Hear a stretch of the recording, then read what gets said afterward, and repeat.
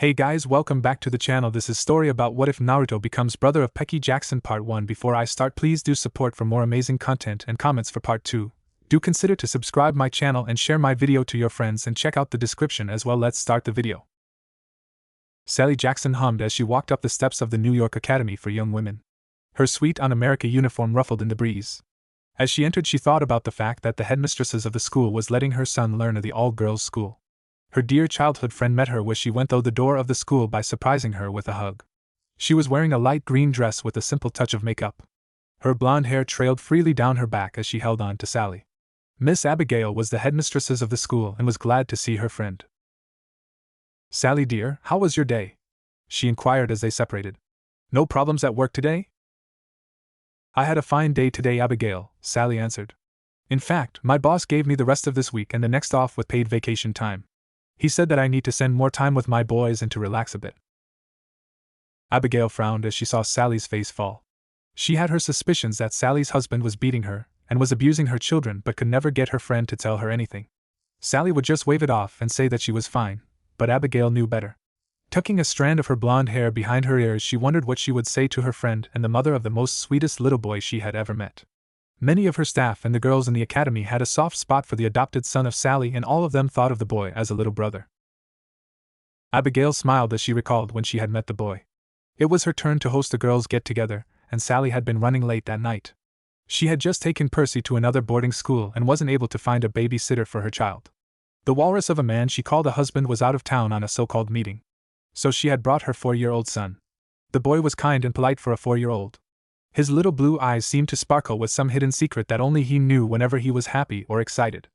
Unlike his older brother Percy, Sally's youngest rarely got into trouble that involved strange events, as many of the girls stood up for him in his defense when something did happen. Like the noodle incident, she thought.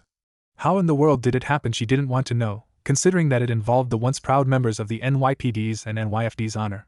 Shaking her head, she opened the door to the room where Sally's son was. "Time to go, Naruto. Your mother's here," she started, only to clasp a hand over her mouth to stop herself from laughing. Looking around her, Sally looked at her son and barked out a laugh. There was Naruto surrounded by sheepish teenage girls, dressed as a little girl. He was wearing a skirt that went down to his knees, and a light blue shirt that complemented his eyes. His long hair was put up in twin ponytails down his back. On his feet were a pair of black Mary Jane shoes with a little bow at the ends and knee-high socks. The look was complete with lip gloss, a little blush to bring out his cheeks, and a touch up to his eyes to bring them out. The thing was, the poor boy looked like he was a natural girl and not the male that he truly was. Naruto, seeing that his mother was there, tried to wave to her but was stopped by the red-haired girl that was doing his fingernails. "Naruto, hold still. I need to finish, and if you move I'll have to start over. You don't want that, do you?" Naruto shook his head. "No." "Then hold still." Sally smiled as her son waited for the girl to finish. He was such a sweetheart that it was a shame that he was a boy. Many of the women and girls thought Naruto was too feminine to be a boy, but Sally knew that was because he was such a mommy's boy. He helped her clean the apartment where they lived as best as his little body could do. He was a good cook and could snitch, and so well enough to fix minor items. Clearing her throat, she spoke up. "I would love to have my son back, ladies. So can you finish up? My son will be back next year, so you all can dress him up when he gets back." The girls and Naruto whined. Naruto was whining because he liked it when everyone was happy and that he had to leave his fines for the summer. Feeling bad for the girls and her son, Sally thought up a solution. "How about I take a picture of all of you together? One for Naruto, and you all can photocopy an image for yourselves?" The group of looked at each other, then at Sally, and nodded. Smiling, Abigail left to find a camera. "I need to get a picture for myself." "Bye, Naruto," the girls called as Sally drove away from the school. Back in his t-shirt and shorts, Naruto looked like how she have left him for the day. "So honey," Sally began, "how was your day?" Naruto beamed at his adopted mother. "It was great. We did math, writing, arts and craft, and a science project. Then we did dress up." Sally listened as her child told her about his day. Everything was normal about his day until there was this one girl that was looking at me weird.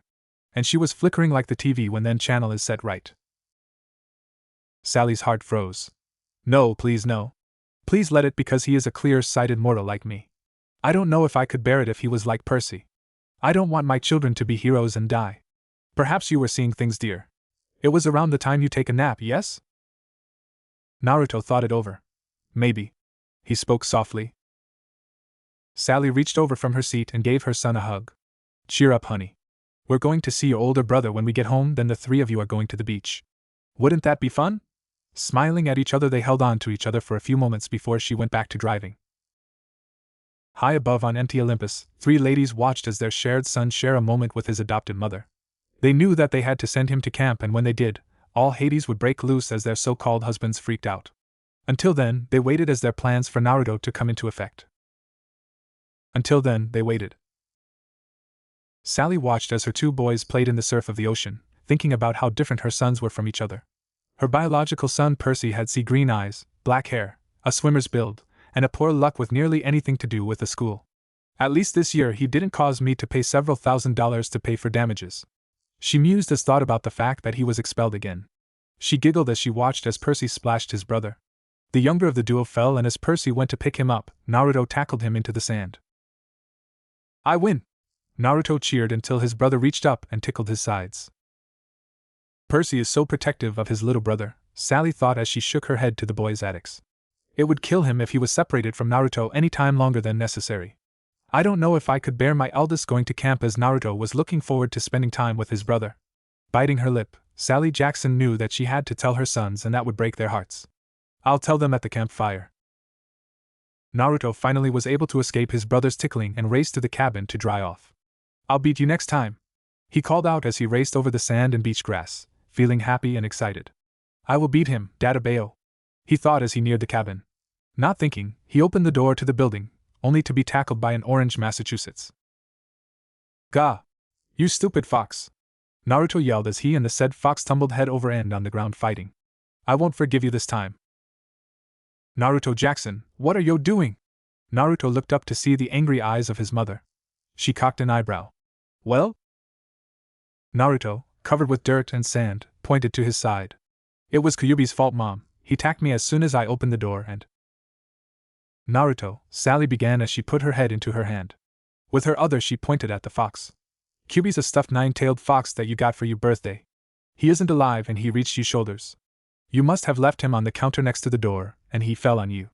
Now let's get inside to you two fixed up. This isn't over. Naruto growled at Kyuubi as his mother picked him up low enough so that only the fox could only hear. Says the brat that was cheating. We agreed not to use our teeth and you bit me. Also, you didn't even give me the tuna that you promised me today. The seagulls were good thought, but you owe me several cans. Kyuubi smirked as Naruto yelled at him as Sally ignored her son's one-sided conversation. She didn't understand her son's instance that his stuffed nine-tailed fox was a 6-foot-tall bipedal fox that talked. Kyuubi, as Naruto preferred to call his toy, was her son's best friend at times and enemy for others. One day, Naruto will forget that it is just a stuffed animal and not a person. She thought as she carried her son. Alt hot, I do have to wonder why it looks like there is blood and seagull feathers all over its mouth. Sally entered the cabin with her son and Kyuubi. Go on, Naruto, get cleaned off. Then let me take care of your aois, okay? Sally said in a teasing voice as she put down her son and messed up his hair.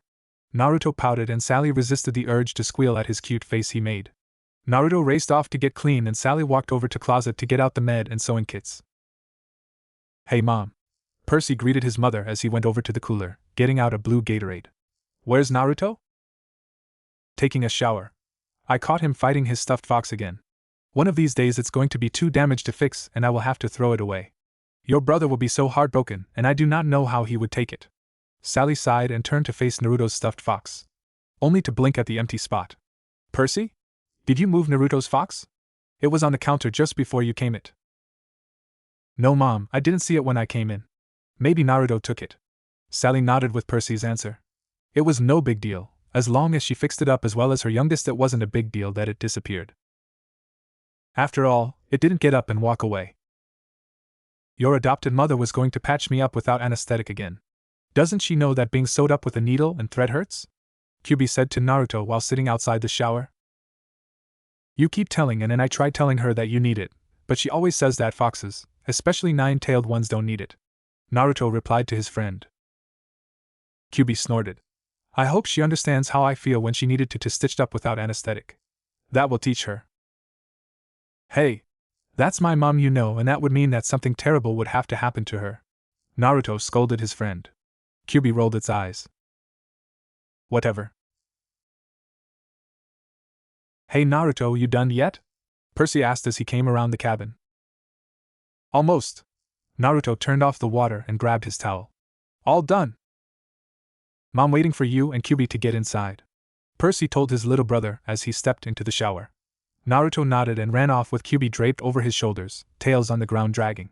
As he disappeared around the corner, Percy could hear Naruto's one-sided conversation with his stuffed animal.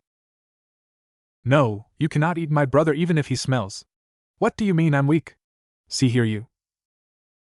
Percy shook his head and let the water clean him off, ignoring the strange argument that his brother was having with the stuffed animal. I still don't believe it when Mom said I did the same thing, only with a stuffed blue whale. Percy thought. Blue whales are cooler than a nine-tailed fox too. Naruto opened his eyes and blinked when he saw a bearded face that he didn't know. Who are you? Where am I? The man smiled and got a twinkle in his eyes. Who am I? Well, I guess that I can reintroduce myself. You know me as Percy's Latin teacher from a while back. Naruto thought back to when he came with his mother to Percy's school to give his brother a home-cooked meal. As for where you are, you're at Camp Half-Blood. No. She needs to wear the pink one with these heels. No. The blue blouse and lavender skirt will be perfect. I think that her nails should be a nice red. What do you think, Lacey? I think she is trying to escape again. Naruto pulled and heaved at the bindings that held him to the chair, surrounded by girls from the Aphrodite's cabin. They caught sight of him when he left the big house and thought he needed a makeover as he was too girly looking to be a boy. He didn't want to be given a makeover, but they were rather forceful of their views. It didn't help that he naturally looked like a young girl too. The girls at the NYGA were the only ones that he let giving him a makeover, as they said it was for their grades. For some reason they gigged or turned their faces away each time they said that thought. Kyuubi, help me! Naruto yelled out. MP Chef. In a bit, Kit, these cookies are delicious and the tea is simply too good to pass up. How can you be drinking tea and eating cookies when your friend is HEY? You just said you're eating cookies. No fair, I want some too. Kyuubi made exaggerated eating sounds of someone who is enjoying a good meal. Naruto tugged on his bonds harder as to get to the cookies before Kyuubi ate them all. It didn't help when Kyuubi started to talk to the other stuffed animals about said cookies. Oh yes, Mr. Bunkins, Naruto is such a pain at times. Oh yes, he has yet to give me the tuna that he so promised. More tea? Why yes, Miss Piggy, I would love some. I do believe that Naruto would have loved to join us. But he is rather tied up at the moment with his new friends. Oh yes, I am enjoying these cookies too much. When I get out of this, I am going to turn that fur ball into a fur coat. That will teach him from keeping me from cookies, Naruto thought as glared in the general area of Kyuubi. The girls of the cabin didn't pay any attention to Naruto as they were too busy chatting about what Naruto should wear and what kinds of makeup he should be wearing. There was no guys in the cabin as the girls kicked them out, saying that it was improper for a boy to see a girl naked or indecent. As soon as the last boy was out, but Naruto, they locked up the entrance and covered the windows, then provided to strip Naruto to his underwear. They let Naruto keep them on, saying that even if they were boys' underwear, they looked good on him and they looked at least like girl boxers. Now here he was, tied up with chatting girls trying to figure out an outfit that would fit a girl of her stature. Guess who the lucky girl was? Naruto's eyes lit up when the bindings for his left hand came undone. His joy was short-lived as a hand came to his cheek and brushed against his whisker markings. Don't purr, oh please don't purr. He thought as he feared the consequence of doing so. Purr, oh no. The chatting stopped as soon as the girls heard the noise. Did she purr? I think so. Stroke her markings again. Oh no. The hand that was not moving started up again, this time up and down with feeling of gentleness like a lover does to their other. Naruto started to purr louder and lean into the hand. His eyes glazed over and he relaxed. Oh, this is so cute. One girl squealed. Another nodded in agreement. I know. She reminds me of a fox that I raised when I was younger until it died. The purring is more like a cat's thought. That gives me an idea. Why don't we dress her as a fox? I have just the thing. The girl named Lacey squealed out as she raced to her chest. Digging around, she pulled out a shirt for the camp, a dark-ranged pair of pants, some dark-colored cat ears, and a long orange sock. She raced back to the group with the items in hand. Let's use these. In seconds, Naruto was dressed up with the sock acting as his tail. Several of the older girls did make up to complete the look. Kyuubi took one look at Naruto and fell to the floor howling in laughter. Naruto glared at his friend before a thought struck his mind. It's missing something. At those words the girl's eyes lit up and nodded. The one called Drew nodded and walked over to where Kyubi was and picked up the stuffed animal. Pulling out a ribbon, she tied a pink bow around Kyubi's neck and placed him on Naruto's lap. The girls all stepped back and admired their work, gushing on how cute the scene was. I hate you, Kit. The bow doesn't even match my color. I, the great Kyubi, reduced to being a plaything. If you had helped me, we both would have escaped with the cookies. Naruto hissed at the fox. About the cookies. You didn't. They were too good to pass up. Now let's eat. Minae brought in cookies from her father's factory today, and they are some of the rarest ones he could get her hands on. The girls turned to get to the cookies and saw that there was only crumbs. Kyubi, seeing things were about to get hairy, raced out the door, with Naruto right behind him, intending to murder his friend for eating the cookies. The boys of Aphrodite's cabin were bowled over as they sat around the grass in front of their cabin by two orange masses. Thinking that it was the poor kid that was taken by their sisters to be given a makeover and the kid's stuffed fox, they didn't realize that they had cookie crumbs spattered all over them when Kyubi passed by. The girls noticed thought and unleashed their feminine fury on the poor boys on the idea that their brothers ate their cookies. Naruto, so focused on killing Kyubi, didn't notice until it was too late hit a person with their back turned. Hey, who are you, brat? The girl glared at Naruto until she got a gleam in her eyes. Grabbing him by the scruff of his neck, the girl, Clarice, smirked. You are one of the two newbies. I was going to introduce your brother to the toilets, but I think that you should go first. Clarice started toward the girls' restroom with Naruto in her hands. Naruto tried to escape, but she was too strong for him. She was about to enter before a voice called out. Hey! Naruto stood in the middle of the girls' bathroom floor next to a blonde girl. Both were soaked, the girl more than Naruto as she had shielded him with her body, with toilet water. His brother was in the only dry spot in the entire room for some reason. The trio looked at each other silently, then walked to the entrance of the girls' restroom to see Clarice and her siblings. Naruto didn't know that they were floundering in the mud made from the toilet water. I miss out on something interesting. Not much, Kyubi. That gorilla of a girl and her friends were going to introduce me to the drainage ability of a toilet close-up and personal-like. Naruto grumbled to his friend. He then brightened up and spoke excitedly. But bro did this thing with the toilets and had the water push the bullies away. Kyubi yawned. That's nice, Kit. But you now stink up a storm. Not my fault. At least I no longer look like a little girl playing dress up. But now you smell, and we both know what that means. Kyubi grinned at Naruto's horrified look. No. Yes, Kyubi crackled. Bath time. At least it wasn't a bath. Naruto thought to himself as he stepped out of the Hermes restroom freshly showered with a towel around his waist. Naruto! Here's some shorts for you to wear, and we're out of camp shirts your size right now, so here's a shirt from the bin. The counselor for Cabin 11, Luke Castellan, handed Naruto his new clothes. Nodding his head in thanks, Naruto re-entered the restroom and put them on. When he came out, he was wearing a pair of dark blue shorts, his sneakers, and a red striped t-shirt. Percy gave his brother a high five as Naruto walked out of the cabin. The blonde girl from earlier was with him. How are you doing, little bro? Fine. Naruto answered him as he stared at the blonde girl. Percy, seeing this, was quick into introducing his brother to the girl. Naruto, this is Annabeth. Annabeth, this is my little brother, Naruto. Annabeth's eyes blinked in surprise. That's your brother? She asked, shocked that the younger boy in front of her was a male. He looks more like a girl than anything else. I thought he was a she. I get that a lot. Naruto pouted as he silently cursed his girly looks. Something that Percy never seemed to let him forget, but at least he made sure that his little bro wasn't picked on too much because of it. Annabeth shook her head. Her female pride wouldn't accept the fact that Naruto looked so much like a natural girl, far more than some of her sisters or some of the younger female campers. If he's a son of Apollo or Aphrodite, I could understand, as Aphrodite's sons do look girly at times and Apollo's until they fill out. But if not... Annabeth was taken from her thinking as Naruto started to talk to his stuffed animal next to him. Do you think that what I am wearing reminds you of something?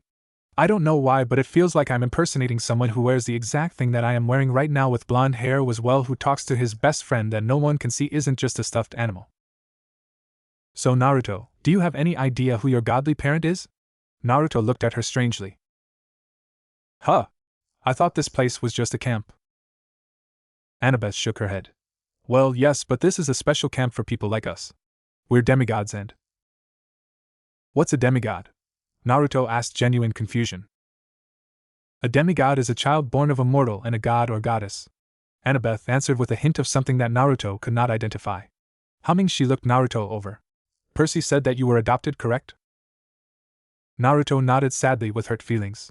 Even if he had a mother, though Sally Jackson, it was not the same as knowing where he came from and how his true family was. Annabeth, seeing that she had hurt his feelings, gave Naruto a hug. What, no hug for me? Kyuubi spoke sarcastically as the duo separated. Percy stood where he was, more interested to the fact that Luke was walking up to them. Hey Percy, Naruto, how's the first day going for you? Fine. Okay. Luke frowned at Naruto's soft tone. Looking over the scene, he winced, and had a dark look pass over him for a second. Only Kyuubi noticed the look that passed over him. That boy is more than what he appears. I'd better keep an eye on him, as he reminds me of an Uchiha. Kyuubi thought with narrow eyes. The next few days were interesting for the two brothers as they went around doing activities while the cabin heads and Chiron tried to figure out Percy's and Naruto's godly parents. Mr. D, as the camp liked to call him, as he wanted to be called that for some reason Naruto did not get, was more interested in Naruto than his brother. The two were the talk of the camp as they were the newest campers this year. Naruto enjoyed camp like his brother, but both had a hard time trying to find an activity that fit them. Percy more than Naruto. Archery class with the Apollo kids. High point was when Percy shot Chiron in the ass. Naruto was able to use the bow, but he wasn't strong enough to draw the string back enough to hit the target from an acceptable distance. He had a great grouping that Chiron praised him for. The Apollo campers said he might be one of theirs, but until he was claimed they didn't know if it was in his blood or talent. Kyuubi spent most of the time avoiding being shot at by Percy. Several arrows did hit and piece his tails. One of the Athena girls fixed Kyuubi for Naruto, but she had him promise to model for her in return someday. He agreed to the deal as she was the best seamstress in the camp currently. Foot racing with the Hermes and Dryads. Percy and Naruto were left in the dust by the Dryads. However, Naruto had more stamina than his brother, so he was able to go longer. Percy was humiliated that he was slower than a tree, but felt better when told that he had centuries of practice from running away from love-sick gods. Naruto was more concerned about the fact that the Dryads were too close to him when he tripped and fell. They spent several minutes to his horror to take turns to rub his cheeks and sitting him on their laps. He didn't mind sitting on their laps as they gossiped about things his mind didn't understand yet and pressed their bodies against him. I wonder why the older guys and satyrs are looking like they want to kill me, he wondered as he shifted his weight on the Dryad that was holding him. Arts and crafts with the Hephaestus campers. Naruto didn't have the strength yet to use the froge, but he helped the rest of the group by tending the fire and racing around to get tools for the Hephaestus campers. Percy enjoyed the class as he was able to partly forge a sword. Greek reading and writing with Annabeth. Percy knew how to read, so he had the easiest time with this activity than his brother, who was still learning to read. Even with Kyuubi, Percy, and Annabeth helping Naruto, the poor kid was out of his league for the time being. Gardening with Demeter's cabin. Percy learned that he lacked a green thumb and left before he could cause more damage. Naruto was able to show that he had some talent here, but he got into an argument with one of the boys over several holes where the campers were growing flowers. The boy did not believe Naruto when he was told that it was Kyuubi's fault. Saying that there was not way that a stuffed animal could dig, he had Naruto fill in the holes. Naruto got back at him by via water balloons filled with paint and pinned it on the Stroll brothers. Canoeing. Percy shined in this area while his brother did decently. While his brother got first in the race, Naruto got third as he had a hard time turning around with his boat. Then came the day that all the campers were waiting for. Naruto felt odd in his armor for capture the flag. One of the Strolls was helping him tighten and straighten his armor, while the other was checking the bags that they had brought for the game. Percy was on the other side of the table, trying to find a sword that he could wield. So what are the rules that Chiron forgot to tell us? Naruto asked as he reached for his helmet after his armor was properly put on, although a bit big on him. Other than make sure that you watch your back for monsters that weren't cleared out, you should be fine. Unless the Ares campers use you to back at your brother. Connor said as he handed Naruto a bag. Connor and Travis had taken Naruto in as their apprentice prankster after he had framed them for the paint-filled water balloon prank Naruto pulled off. Looking inside the bag, Naruto saw that the brothers had filled it with pranking supplies for the game. There was a can of whipped cream, some stink and smoke bombs, a water gun filled with paint, a bottle of itching powder, and... What is this? Naruto asked as he took out a box with a word on it he didn't know. Connor turned red in the face as Travis spoke in a tone that sounded serious. They are balloons, Naruto, a special brand that we smuggled into camp. Mr. D, who happened to be looking in the direction of Naruto, started to snicker into his hand. Naruto, not seeing this, took one of the balloons out. They look strange for balloons. Percy was too busy talking to Luke about something and didn't notice the growing snickers as Naruto spoke in a loud voice. Why is each a different flavor? Are they for making the water that is put in taste better, or am I supposed to fill it with cream? Connor was trying to keep from bursting a gut, as well as most of the guys who knew what Naruto had said unintentionally. The girls who also knew were too red-faced to tell Naruto what he had could be taken the wrong way. Mr. D was making sure that he got this videotaped for blackmail or to use for the annual Funnest Olympus home video showing for the next time the winter solstice. The fun came to end due to Chiron taking away the box of balloons and telling the Scroll brothers that they had to clean the toilets for all the cabins for a week for their stunt. Naruto protested, asking why the trainer was taking his balloons, and to many of the campers' snickers, watched as Chiron tried to come up with an answer to the innocent boy's request to have what he believed to be balloons. Giving up, he just walked away, with Naruto protesting until Liz, the girl who fixed up Kyuubi, distracted Naruto so that he would forget about the balloons. Naruto quickly forgot about the balloons as Liz told him what he was to be doing. You will be sticking with me, Naruto. We'll be inside our territory as lookouts and distractions as the red team tries to get out flag. What about Kyuubi? Naruto asked as he lifted up his stuffed animal. A blue headband was around its head and it wore a simple commando vest unzipped. Mark, an Aries camper, gave it to Naruto after Naruto bested the older boy in hand-to-hand combat. Liz did not know the details, as Mark was not forthcoming and Naruto was bribed by the older camper to keep quiet. All Mark said on the issue that Naruto could be either an Athena camper or just a clever arse kid. Kyuubi can watch the game with Mr. D? The first part was towards Naruto and the seconds towards Mr. D. The gears in Liz's head were turning as she thought on how she could come up with a logical and pleasant-sounding reasoning that would have Naruto leave his stuffed toy at the table, or cabin. While her sister Annabeth was the cabin head, Liz was also a candidate for the position as the eldest child of the goddess and had the same amount of beads as Annabeth. The only reason she was not the cabin head was because she did not want it, and she was gone from the camp until summertime as she was trying to become a fashion designer. Naruto frowned but nodded. Walking up to Mr. D, he asked the immortal if he could watch Kyuubi until he could collect it after the game. Mr. D rolled his eyes and agreed. If only because Naruto gave him the puppy eyes and the feeling of Hestia looking at him as if to say you better do so or else. Soon after the game began. Our hero Spaceman Sniff was hiding behind a rather large rock as he tried to find out what the evil Zogs were up to. His ally, the strange owl creature, was nearby, perched on what looked like a rotten giant weed. The Zogs had taken our hero's ship, and without it our hero could not escape this arena of doom. Gash Fief Jerazfi. The creature spoke to our hero as several of the Zogs came into view as they moved through the darkened landscape. Taking out his death ray Zorcher, he set the level to deep fat fry. Taking a close look at the approaching Zogs, he identified them as the Seducer Swarm class. Think back to his encounters with this type, our hero made a plan to avoid their attack of overly affection of death. Taking out a Demiso bomb, he stepped out from behind the rock. Hey, it's Naruto! Oh, I want to stroke his whiskers again. Maybe we should capture him and bring him to the other girls. But what is he doing? Blast it. The Zogs have noticed our hero and were heading straight for him, clearly to take him back to the nest for their horrible treatment before killing him. Acting fast, Spaceman Sniff threw his bomb yelling, "Take that, you filthy creatures! Die!" The bomb hit true, and our hero waited to see if it was effective. His ally let out an alarm as it was attacked by a bigger and bulkier version of the Zogs. She was doing well, but she was then attacked from the side from another the Sun class. A low grow came from the smoke and our hero gasped as the trio emerged unharmed, but extremely angry. The one that closest hissed out at our hero. Not wanting to know what these ugly creatures wanted, Spaceman Sniff raced away on his jetpack, quickly and rapidly leaving the area. Liz and the sons of Mr. D looked at the rapidly fading form of Naruto running away, screaming as the girls from Cabin 10 raced after him. Orcs, it seems that the foul creatures have jetpacks of their own.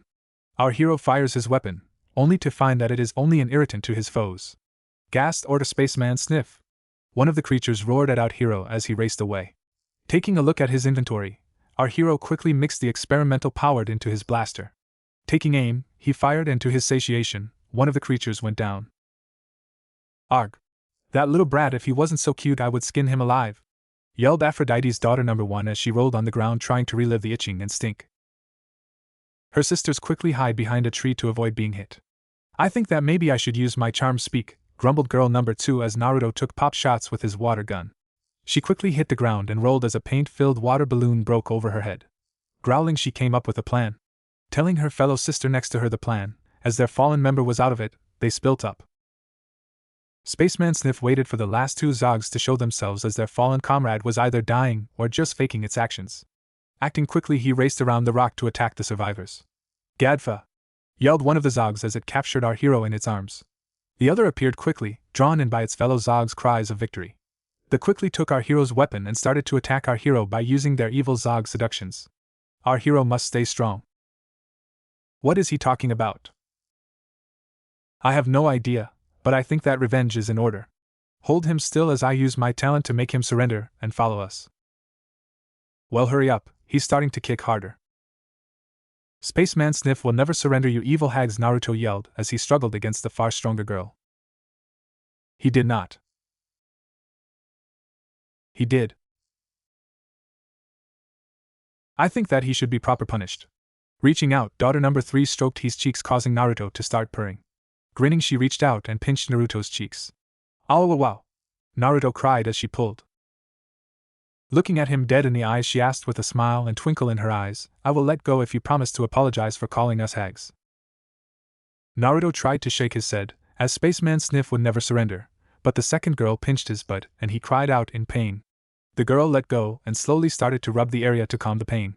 The girl who was holding his face let go of his left cheek and started to rub his side. Under the stress of the pain and pleasure, Naruto surrendered. I'm sorry. I'm sorry. The girls grinned and let him go. No, let's get you to prison, and a horn blew through the woods, signing the end of the game. Rolling her eyes, Silena Beauregard looked at her sister and Naruto with a neutral expression. Never mind, let's go see who won. Naruto sighed as he walked aimlessly around the cabin green. Kyubi was nowhere to be found, as he said that he wanted to spy on the quote, sexy dryads and nymphs who were bathing in the creek around this time, whatever that meant. The Hermes cabin were in the middle of sword fight class. Mr. D's sons were with the Demeter cabin working in the strawberry fields. The children of Athena and Hephaestus were working together on some sort of project. The Apollo and Aphrodite cabins were split between doing a volleyball match, the boys, and getting a tan, the girls. As for the Ares campers, they were taking a special archery class with Chiron after one of the boys from the cabin tried to do a trick shot and nearly shot Chiron. Kicking a small rock in his path, Naruto sat down next to the hearth. I'm so bored, he thought as he closed his eyes. Need something? Naruto opened his eyes and looked to his left. There off to the side was a girl that he had never really noticed. She smiled at Naruto as she tucked some of her brown hair out of the way with one of her hands and the other poked at the logs with a prod. Her eyes seemed to reflex the fire in them, but at a softer and friendlier glow. Or was that rock just in the way? Shaking his head, Naruto looked at her, then huffed and turned away. It's nothing. Your actions tell me that it is more than nothing. You want to talk about it? I have cookies. Naruto looked out from the corner of his eye and saw that the girl had pulled up a lunch box and placed it on her lap. Taking out a cookie, she teased Naruto by slowly eating one right in front of him. They always taste better with someone to share them with. Naruto's tummy rumbled and he blushed. The girl giggled as he rubbed the back of his head. Walking over to the girl, he sat down and took one of the cookies. After a bite, his eyes started to water. This, he started, tastes like Mom's cookies. I'll take that as a compliment then. The duo ate in silence for a while before she asked, Is it okay if I brush your hair? Knock yourself out. Grinning, she took a brush that Naruto did not notice before and started on his hair. You need to either cut your hair or take better care of your hair, she said as she brushed. Naruto hummed as she stroked his hair with her brush. Naruto jerked as she brushed out a tangle. The girl hit him lightly with her hairbrush. Don't move. Sorry. The duo were quiet for a bit as she brushed his hair. It's about my brother Percy. The girl stayed quiet as Naruto explained how his brother got to leave the camp and got to know who his father was, while as for himself had to stay at the camp and not know who either of his parents were. It's not fair. The world is, and never was, fair, Naruto. Perhaps your godly parent wants you to grow stronger so that when you are claimed, you are given the honor based on your own merits. Naruto pointed at the Hermes campers in the distance. Many of them were never claimed. Why are some claimed and others not? I understand slightly that the gods do not want to play favorites, but aren't they doing so by claiming some but not others? Why is it that because that we are sired by them we have to listen to the gods? The girl was silent as she thought up an answer to the upset boy. I can see your argument, and I agree. But the gods are prideful, so if you want to do something about it, you will have to become a great hero. Then I will become even greater than even the legendary heroes of the past, Naruto declared with his finger raised up. Perhaps Naruto, but for now, let me finish your hair, Hestia sang to herself as she cleaned her temple. Ever since she met Naruto, she had been feeling happier than usual. And it was showing in the way she moved and worked. Her latest batch of food was just as good as the feast she made for the celebration of the god's first year of ruling. Her power pulsed of her in waves filled with happiness, making every passing immortal on Olympus wonder what was happening within the temple. And that is another batch of cookies, Hestia gigged as she pulled her batch of chocolate chip cookies off the rack. Using her powers to cool them down, she put them into a lunchbox. I hope that Naruto will enjoy these cookies just as well as the last batch, she wondered as she walked into her bedroom. Going to her wardrobe, she hummed as she looked for outfit to wear. Choosing one, she put it on like a mortal. True, she could use her powers to put it on and have it fit perfectly, but she liked doing it like mortals. Twirling around, she looked in the mirror to judge her outfit. Perhaps I should lose the curls. With a pulse of power, she straightened her hair and tied it up with a ribbon in a bow. Nodding to the image, she skipped out to get everything for her lunch date with Naruto. However, before she could head to Camp Half-Blood, there was a knock on her temple doors. Come in. Athena and Artemis stood outside the temple wondering what was going on with their fellow virgin goddess. After days working to keep the peace between her brothers, Hestia suddenly stopped, leaving only Demeter and Hera to try to calm the fighting brothers. No one noticed that she left until the first pulse of power left her temple. Zeus and Poseidon stopped their argument over Zeus's bolt to send them to investigate. At least the two aren't fighting, Artemis said to Athena as they walked towards Hestia's temple. True, but until the bolt is found, there's still the threat of war between the two. I hope my daughter will be able to retrieve the bolt even if it is the sea god's son's quest, Athena said smugly. Artemis rolled her eyes as Athena started to mutter about how the boy could have stolen the bolt, when the boy was so ignorant about his heritage. It makes no sense for my rival to have his son take the bolt. It is as if someone is playing Zeus's rivalry with his brother. Instead of focusing on your rival, why don't we focus on the task at hand? Artemis growled at her half-sister as they turned onto the street Hestia's temple was on. She had no time to deal with Athena's issues with her uncle. All she wanted to do was to get back to her hunt to track down that monster that was proving to be worthy prey. Another pulse of power hit, and the sisters had to question the fact why Zeus had their aunt leave the council for their lazy brother Dionysus. That was interesting, Athena said as she dusted off her dress. Artemis looked at her aunt's temple in confusion. Was it just me, or was that last one more powerful than the last? Perhaps we should hurry. The two sisters raced to the doors of the temple of the goddess of the hearth. Finding it locked, Athena and Artemis wondered if they should knock or just break in. After using their powers to determine if Hestia was alone, and finding so, they relaxed a bit. Artemis knocked as she did not want to be punished by Hestia again after the last time Artemis interrupted the elder goddess's concentration. Come in. Naruto turned the page as he read the book Liz gave to him. She had given it to him so that he could practice his reading skills for both English and ancient Greek. It was a story about some cat in the hat, and Naruto was enjoying it. Reaching up, he pulled out a flower from one of the braids that the Dryads made earlier in the day. The tree girls loved to play with his hair, and they did a number on it today. His hair was braided into several braids that had flowers woven into them. Currently, he was in the lap of a Dryad named Juniper who was helping him understand some of the words as he stumbled along with his reading. They were by her tree in the forest as Naruto wanted to get away from the campers for a bit. He hated the looks that he was given due to his relation to Percy. His brother did not steal the god of Sparks' bolt. Percy wouldn't do that, but the head god seemed to think so. Now some of the campers kept him at arm's distance as his brother could have started the next world war. Okay Naruto, you should be heading back to the cabin green. You were going to meet a friend later today, and I want you to get going before you forget. Naruto looked at Juniper with his big blue eyes. But I want to finish this without your help one time though, he complained as he got off her lap. She shook her head as the young boy whined about the fact that he couldn't finish the book by himself yet. Reaching out, she gave him a kiss to his cheek, causing the boy to blush pink. You! He cried out as he rubbed the spot where her lips met his cheek. Chucking, she patted his rear to get him moving. I'll see you later Naruto, she cooed as he started off. Maybe next time you'll finish the story, she called out to his retreating form. Hearing a rumble by the pile of rocks called Zeus' fist, the Dryad hid in the branches. Narrowing her eyes at the form that was heading back to the camp, she thought, what are you up to, son of Hermes? A lone figure stalked its prey. Its eyes narrowed as the prey looked around, sensing something was amiss. After a few seconds, the prey relaxed, thinking it was in no danger. The figure swayed its tails back and forth as it moved stealthy in the underbrush. Getting into position, it crouched down. After a few seconds, it leaped. Claws ready and teeth bared, it headed towards the foolish prey that was walking unaware. Ayayawa! Naruto screamed as Kyuubi headed towards him from above. Kyuubi tackled him with a flying hug and the duo went end over end down the path, fighting. Dust flew as the duo rolled towards the green, fighting tooth and nail. You stupid fox! Smelly ape child! Over and over they argued as they rolled/fought out of the forest and onto the green. A satyr stepped out of the way looking on as Naruto fought his stuffed fox and losing.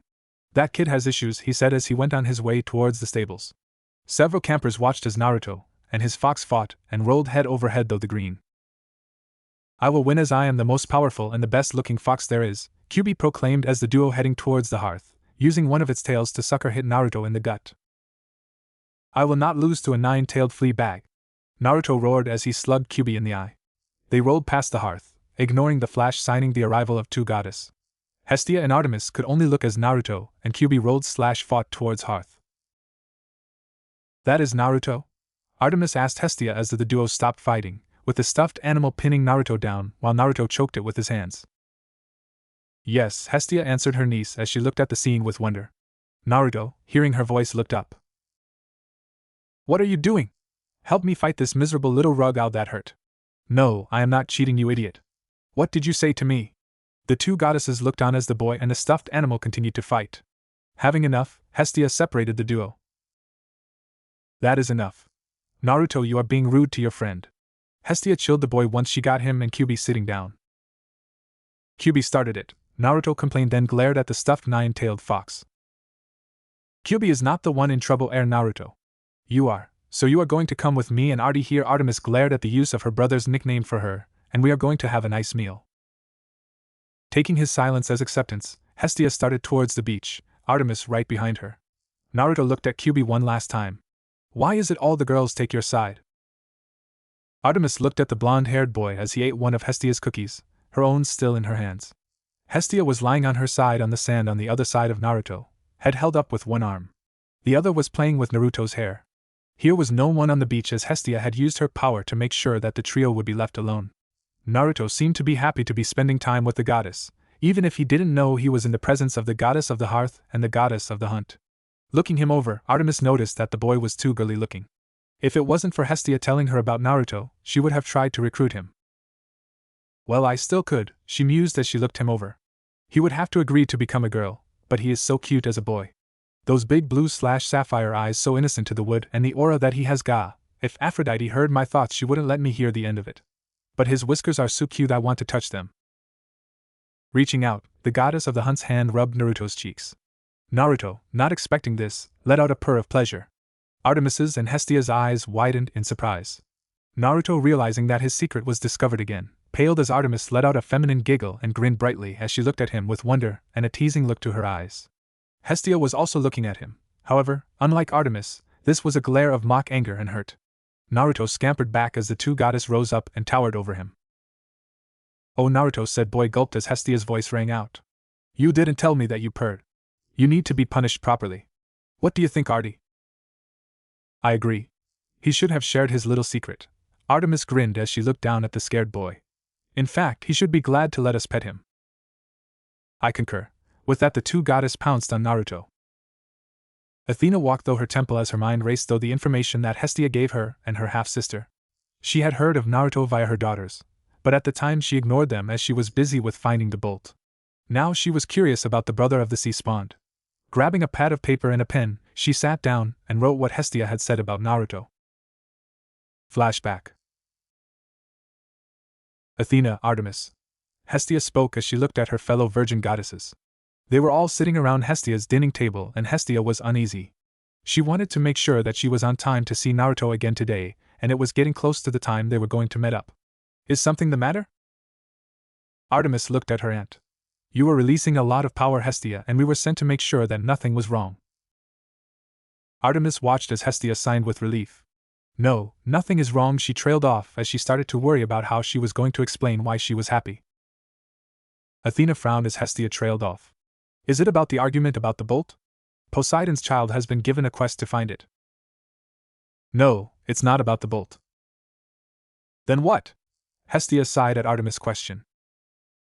I am happy because I can be. Also, I have taken a liking to one of the campers. Oh? Athena was interested now. Hestia had never really had any interest about any of the campers for over a century now. Not saying that she enjoyed the campers' company and helped them out, it was just the fact she had never taken an interest before. Who is it? Percy's younger brother, Naruto. I do not think I have heard of him. Hestia looked at her niece. I take it he arrived at the camp with his brother? Hestia nodded.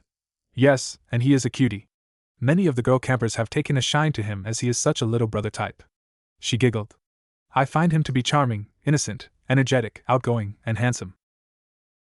Should we be afraid, Hestia? Or are we going to have only 2 virgin goddess soon? Hestia threw a pillow that was on the chair next to her at Artemis. Oh, shush you. Naruto isn't like that. He is just friendly, and if you suggest that again or tried to castrate him, I will make you listen to one of Aphrodite's lectures on how to bag a man again. Artemis paled with the threat.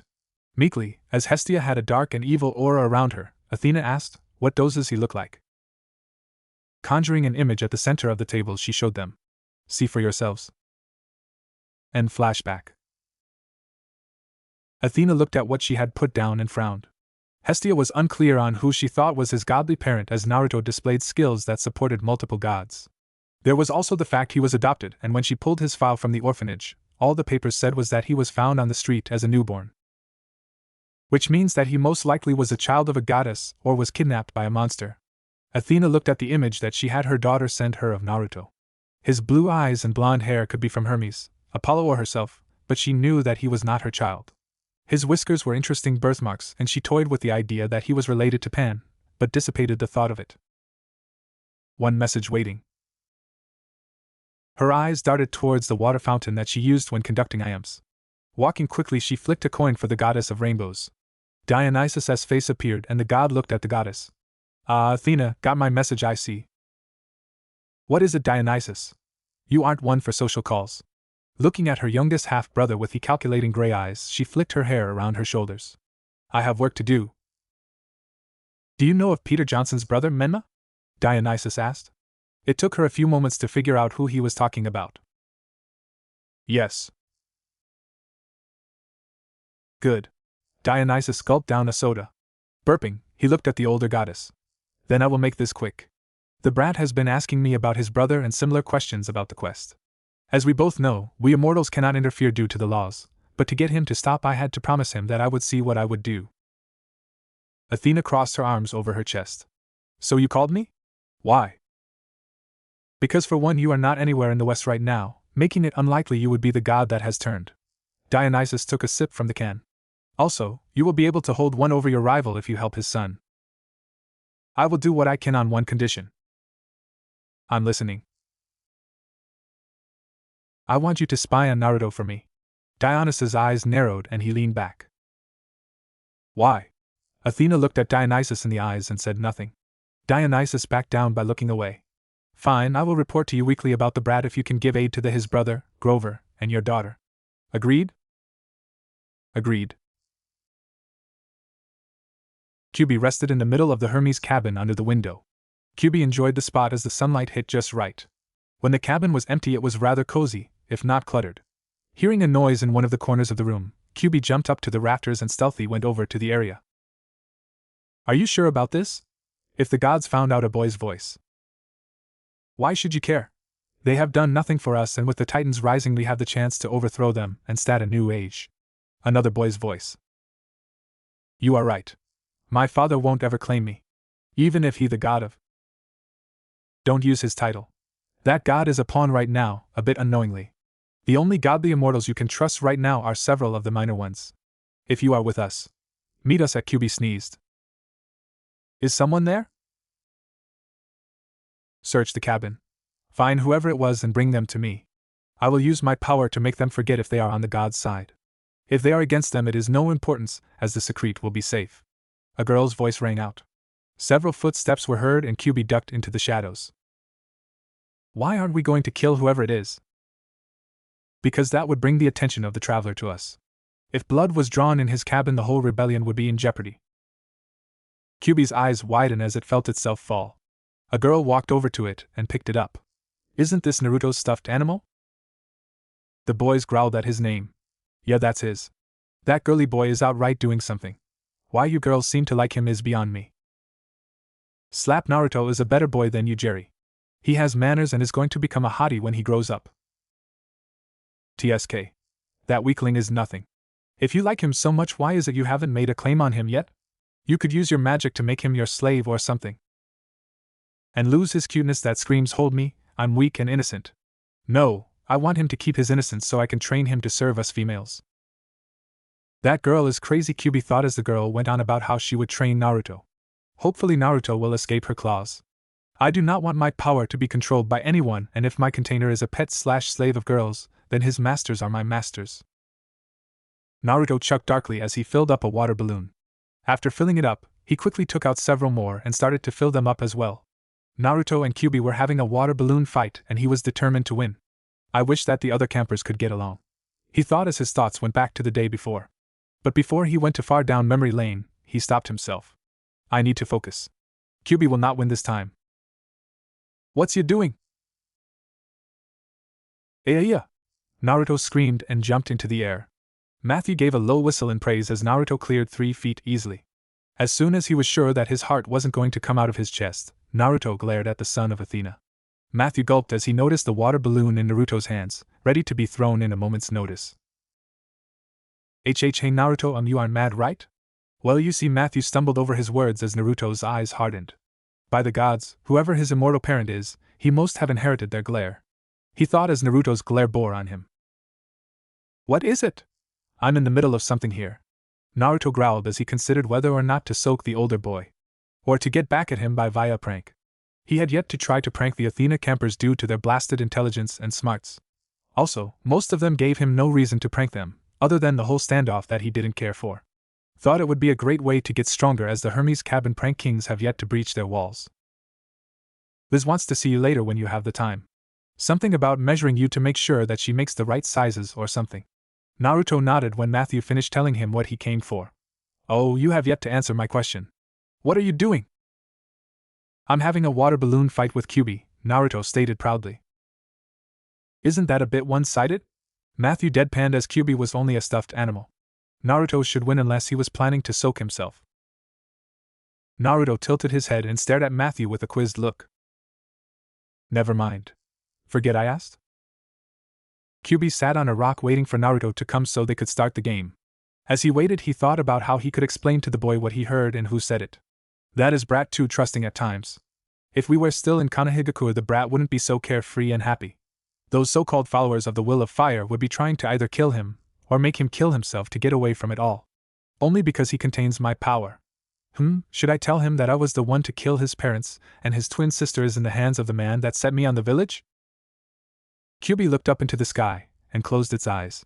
Focusing, he once more reached out with its senses, looking for a ping of chakra that did not belong to Naruto. Kyubi had taken a liking to Naruto, as the brat saw him as a friend and a comrade in arms. The villagers and the ninja of the leaf would have made him think I was an enemy, and I would have to pretend to be a bad guy so that he could one day try to befriend me. TSK, as if I would let anyone who wasn't worthy use my power. Kyubi stopped searching when he felt Naruto heading towards him. Kyubi anime sweat dropped as it saw that Naruto had taken the liberty to use his time to make extra water balloons. Hehehe. You're in trouble now, Kyubi. Hehehe, Naruto darkly chuckled as he stood in front of his nine-tailed friend. While you have just 1 water balloon, I have 3. I'm a walking arsenal of hydro weaponry. Ha ha! I can see the fear in your eyes. You realize that I can get you 3 times wetter than you can get me. Throw your balloon, and your utter sogginess is assured. I, on the hand, can act with impunity. With 3 water balloons I fear nothing. Kyubi tossed the water balloon in its hands toward Naruto. Catch. Hey! Don't! My arms are full! Naruto screamed as the balloon headed straight for him. Naruto tried to juggle the 4 water balloons as he tried to get them back into control. Oh no! Splush. Gish. Splash. Fwa. Kyubi walked away whistling a tune that it heard. Naruto sat in the middle of a puddle, soaked. We superpowers have it tough, he complained as sat there. Kyubi called out to him from afar.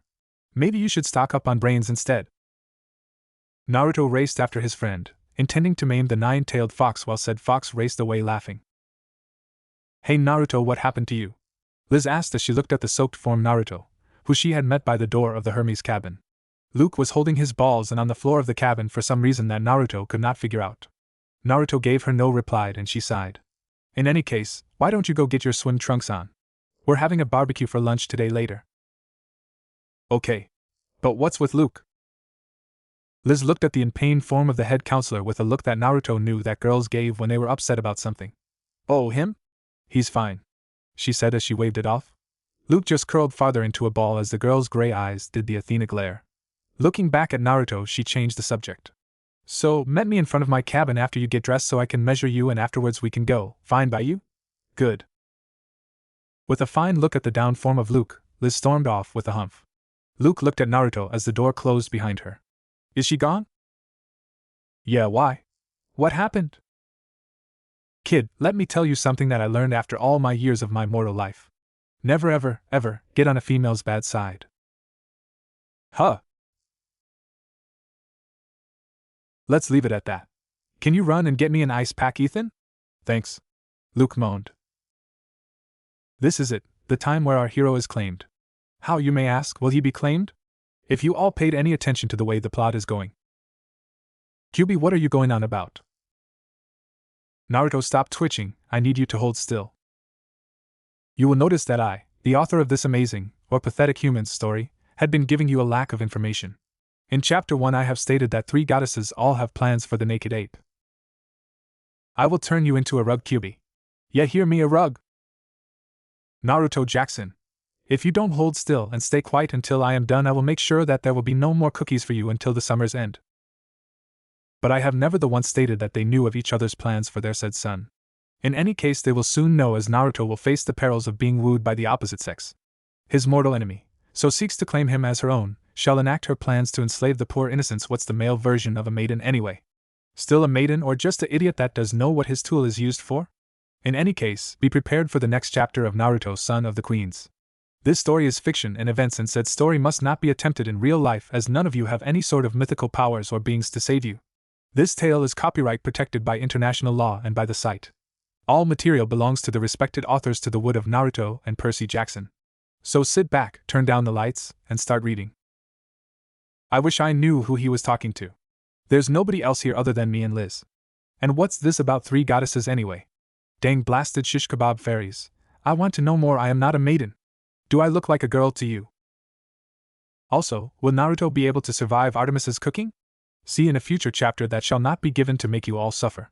For I am the almighty Kyubi, with a single swipe of my tails. Oh wait, the story has started. Just when I was doing my monologue too. Naruto. I said be still. When I am done I am telling Chiron so that there are no more cookies for you. But. No buts, mister. I hate you, Kyubi. I will enjoy the cookies that you will be unable to eat, Naruto. TTTHPP. Liz, if I behave, can I earn my cookies back in a favor? Yes, but what is the favor? Can you get me a flamethrower? Sweat drop. No. Kit, the Bambi eyes won't work on her. Now if you don't mind, I'm going to fast forward so that you can get to the good part. Huh? What do you mean zzzzzzzzzzz? Naruto lied on the sand, happily eating his hot dog. His friend Kyubi was next to him, eating the remains of his 4th seagull and tuna sandwich. All around them, campers were enjoying the lunch on the beach. Zeus and Poseidon were letting the camp have a wonderful time. Apollo's chariot rays of light poured down onto the campers. Naruto made no comment as one of the god's daughters gave the sun a glare. Why? Because several of the oldest girl campers seemed to have a lot of attention from the sun today. Ah, this is the life. No monsters, lots of girls in sexy swimwear, good food and drink, this a fine day at the beach. Said a son of Hermes as he looked at the girls playing volleyball. He yipped as his girlfriend pressed the point of her spear near his lower legs. What I meant to say is that I am lucky to have such a beauty to myself, and I should only have my eyes to her. You're lucky you're cute. Now get me a hamburger or else I might remember what you just said, the girl said as she pressed her weapon against the boy's groin before taking it off. Now get going. Yes. Naruto watched as the older boy got up and did what was asked of him by the girl. You know, Kyubi, I don't understand what is up with the guys and gals when they act that way as they get older. I mean, why can't she get up and do it herself? Sure, I'm resting here, brat. You will understand when you get to your teens and out of your innocent stage of life. For now, reap the rewards of being young. Naruto frowned and looked at his friend. For a so-called super-powered fox, you are super lazy. Why won't you tell me? And ruin the surprise that will greet you? Well, if I tell him a bit, it would possibly make it harder for that girl to enslave him. Or it could backfire. Then again, this is Naruto Jackson I am talking about. I want to know. Know what, Naru? Naruto turned his head around and up to look into the shining golden brown eyes of Mackenzie. Her deep raven locks tumbled down her back and side of her head with a memorizing pattern. Her lips curled into a sweet smile as she looked Naruto over.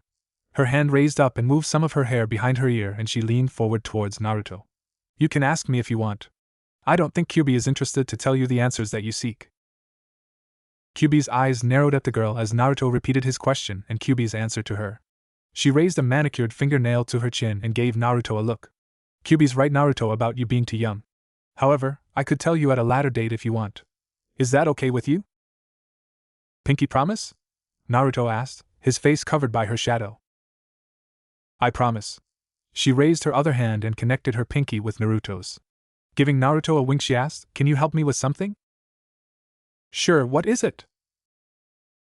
I need someone to put sunscreen on my back. Can you help? Naruto nodded and Mackenzie smiled. Takes Naruto. Give me a moment to grab my towel and the sunscreen, K. Kit, be careful of her. Why, Kyubi? She's nice, even if her father is then in death. Kabubi slapped its face with one of its tails and groaned. That's not it, brat. The group that she's a part of, I know, that they are a part of something.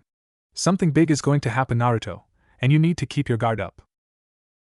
Before Kyubi could continue, Mackenzie returned with the items in hand. Putting down her towel, she handed Naruto the sunscreen and lied down on her towel. Make sure you get everywhere, Naru. I don't want a sunburn today, thank you. For all you readers out there, I am afraid that I, Kyubi, will leave what happens left to your imagination. Oh, Naruto, harder. It feels so good. Oh, Mackenzie, what's going on? Oh, Naruto's giving you a back rub and doing you sunscreen? Naruto, if it's okay with you, can you do mine as well? Mine too. Me next. I have nothing to say. Nothing. Onward, author, get us to the Fridays so that he shall be claimed. Friday. Capture the flag. Usually the air was full of excitement for the game, but there was tension in the air. The deadline for the quest was only a few days away and the people on the quest had gone missing. Many of Naruto's brother's opponents, and others said that he must have ran away. Naruto didn't believe that. Percy was his brother, and the older one. His adopted mother said to Percy many times when she thought Naruto wasn't listening that it was the elder siblings that took care of the younger ones. She did tell Naruto that the younger siblings listened to his elder sibling, but also to be his own person while not trying to give Percy gray hairs. Naruto made sure after that to give his brother heck after that. In a friendly brotherly manner, that is. In any case, tonight's game was the Hermes cabin, red, versus Athena cabin, blue. Luke had made alliances with Ares, Demeter and Apollo cabins. Athena had gotten the rest.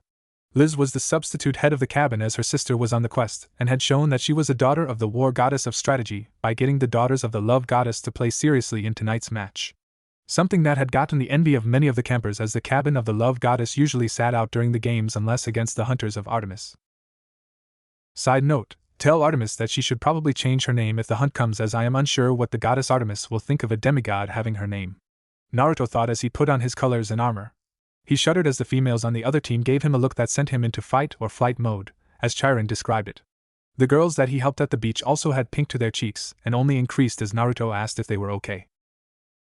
The guys were either amused by this or upset, much to Naruto's confusion. He chalked it up as something that older kids cared about, and something he would learn when he got older. Okay, listen up. Here's the deal. Liz is the enemy leader in this, and knows how all the cabins work together the best. If we are to win, we will need to hit hard, fast, and silent. Ares and Apollo cabins, Make teams of 4 with 2 members each in each squad. The leftovers will be the outer guards for the flag. The scrolls and Demeter cabin will line the border with traps or poison ivy. I want the opposing team to come at us from head on, fresh or tired and not thinking straight if from the sides. Hermes' cabin will be here, between our flag and the border. Their job is to be the force that Liz thinks is going to invade her territory, Luke said as he gave the team's strategy. But Luke, an Ars camper, spoke. Who's going to get the flag? Simple. We need someone small, light on their feet, and can blend in. As one, the camper's eyes turned towards Naruto, who was in the middle of yet another fight with his stuffed fox. Luke's sweat dropped at the scene, and the members of the blue team, minus Naruto, gave Luke a look that screamed, "Really?" Clearing his throat, Luke got Naruto's attention. "Okay kid, here's your part." An Athena camper walked along the border of the creek, bored. He was near tired and annoyed as he'd rather be part of the counterforce that his sister made. If he was paying any attention to his surroundings, the camper would have noticed the ripples coming from the creek. Alas, he did not notice as he was too deep in his thoughts. Wailing towards the water, he looked around. Seeing nothing, he turned to start the other way. Before he could react, a hand covered his face, and he and his assailant fell back into the creek without a sound. After several minutes passed, Naruto rose out of the water and hightailed it up a tree. The Athena camper was knocked out, tied up on the bottom of the creek bed with the nymph that called the creek home guarding him. It was a nice trade. She guards the camper while Naruto promised to brush her hair sometime after the game. His eyes narrowed as he raced across the treetops with Kyuubi leading the way, as the fox had better night vision. Wait. Naruto and Kyuubi stopped as a patrol of campers sent by under them. 3 campers. All sons of Aphrodite. Take out the rear member first, and I will take the leading one. Leave the middle one for last. Kyuubi raced down in silence, stalked towards the front of the patrol. Naruto took out a buggy cord and wrapped it around his legs and a strong tree branch. After waiting a few long seconds, Kyuubi gave the signal. Naruto dropped and wrapped his arms around the camper he targeted, knocking him out in the process. The cord pulled him and the camper up fast and quietly. The other campers noticed when they didn't hear their brother's footfalls. As soon as the duo turned around, Kyuubi jumped and in one swift move, knocked out the leader. Using the force and angle of the blow, both the camper and Kyuubi rolled into the underbush. The last son of Aphrodite became very uneasy and confused. He had just lost his brothers in a manner that terrified him. Before he could call out an alarm, a pair of hands reached out from below him from the earth and pulled him down. A blur of orange was all he could see before he was knocked out. That was too close, Kyuubi. If it wasn't for all those books on Ninja and Call of Duty, I think that this would be harder. Naruto hissed to his friend as they went back into the trees, heading for the flag. That is why we need to move, brat. The flag is close, however I smell several traps and several hidden guards. Let's swing to the left and come around from behind so that as soon as you grab the flag it will be a straight line back to the border. Okay. Luke bit back a swear as the blue team's forces pushed deeper into the Reds' territory. Liz really was showing her stuff as she had forced her way around the corner of the border and assaulted the red team in complete and utter vengeance. I knew that she was good, but this is crazy, he thought as he deflected a spear thrust with his sword. Liz was holding onto the red team's flag and was being protected by her team by being in the center with layers of her teammates surrounding her. The fighting was heavy as the red team tried to get back the flag or delay the movement of the enemy. However, Luke wasn't worried. He was worried that his plan was in tatters. He had sent Naruto alone into the enemy territory on a hunch, and he had no idea the status of the kid. Ayawa. As one, every eye turned and widened towards the source of the sound. There was Naruto, holding the flag, screaming as the blue team flag guards chased him. Naruto raced across the border, flag in hand, as no one could understand what just happened. Red team wins, Chiron declared as he blew his horn. He was amused and interested on how the blue team lost this time. It will a good story, I hope. The red team was too tired to cheer and Liz was trying to keep from laughing. Okay guys, we lost, she told her team in good nature. Her brothers and sisters looked at her if she was crazy. After all the hard work and build-up, stopped by a young brat that had gotten the flag? It was then that it was as if lightning struck the campers and Chiron. As one they looked at the flag and Naruto. What? A light appeared over Naruto's head.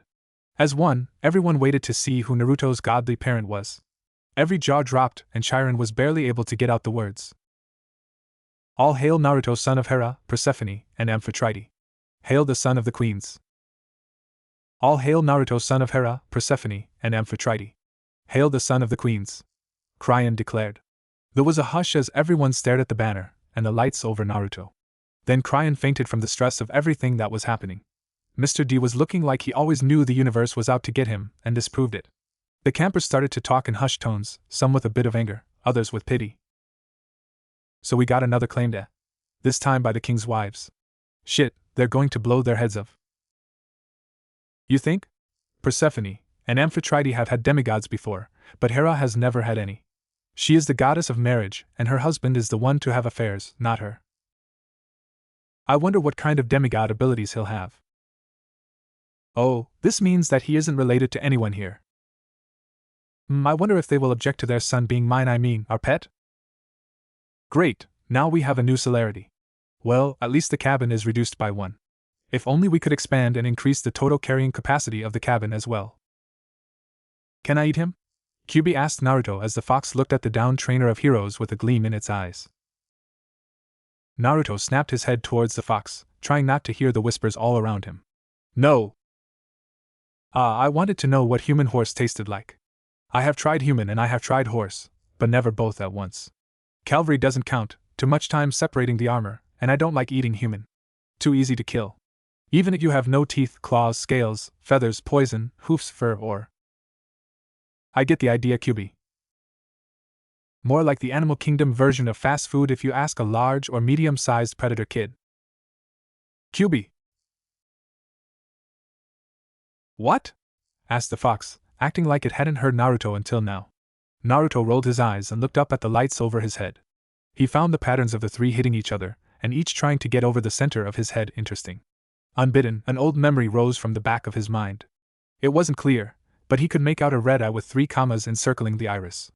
The eye and the lights slowly started to change shape into something else. While the 3 lights became one light with a part of a symbol of power of each goddess, the eye's design changed into 3 stretched, evenly spaced triangles around the pupil that had a curve at the top around the eye to form a circle, making it similar to a pinwheel. Then an image of a girl entered his mind. A sharp pain flared like someone just hammered a red-hot iron into his temple of his head. Naruto cried out in pain as his body blacked out, trying to block the pain out. As he fell, several campers raced to his aid to make sure he was okay. Several campers slowly backed away. Kyuubi watched as they stayed nearby, but far enough away to talk without being given a second look. The best thing about these ears is that I can overhear what they are saying, it thought to itself. What it heard made the fox shiver to the core. I got to warn Naruto. A single red eye opened as its owner felt a pulse of chakra that it had thought it would never had felt. A lone girl in a cell head chakra spiked, and the owner watched as the chakra started to move towards the direction of the sea. The owner's eye narrowed as it thought about this turn of events. After he had lost the Kyuubi host, he had thought that Moon Eye plan was never going to be complete. Now, he knew an idea of the direction of where the girl's brother was. He cursed as he felt the walls of his prison for the girl shake. The third Zanbu and the Toad Sage were determined to get in. After years of hiding the girl so that he could find the Kyuubi brat, the thrice-damned Leaf Shinobi found out about her general whereabouts. Too bad for the fourth, his daughter had lived up to her usefulness. Toby opened the cell and walked to the girl that had been his prisoner for many years. Taking out a kunai, he slit the girl's throat and used her blood to write the Toad Sage a message. You failed him, and now on the eve on your revenge for his death, here lies his daughter. It is a shame, she was a screamer in bed. The things we did were worthy of being in your books. Here's her core. She has outlived her usefulness to me anyway. The Kyuubi is after all waiting for me to collect it. That was what Jiraiya and the Anbu found written on the wall, with the girl's body on the ground, her blood pooling around her. Chiron and Mr. D were at opposite sides of the living room, each in their own world. Mr. D was rubbing his head and thought of the claiming that happened earlier in the night. Naruto was asleep on the second floor as Luke pointed out that while he could be in the Hermes cabin, as he had 2 minor godparents, the other one of his mothers was Hera. Chiron was in his wheelchair, not trusting his legs to work. This is bad. This is bad. This is bad, the trainer of heroes chanted like he was possessed or in a trance. If this was any other time, Mr. D would have rubbed it in the older immortal's face. However, it was getting annoying. Mr. D's thoughts went back towards Naruto's claiming.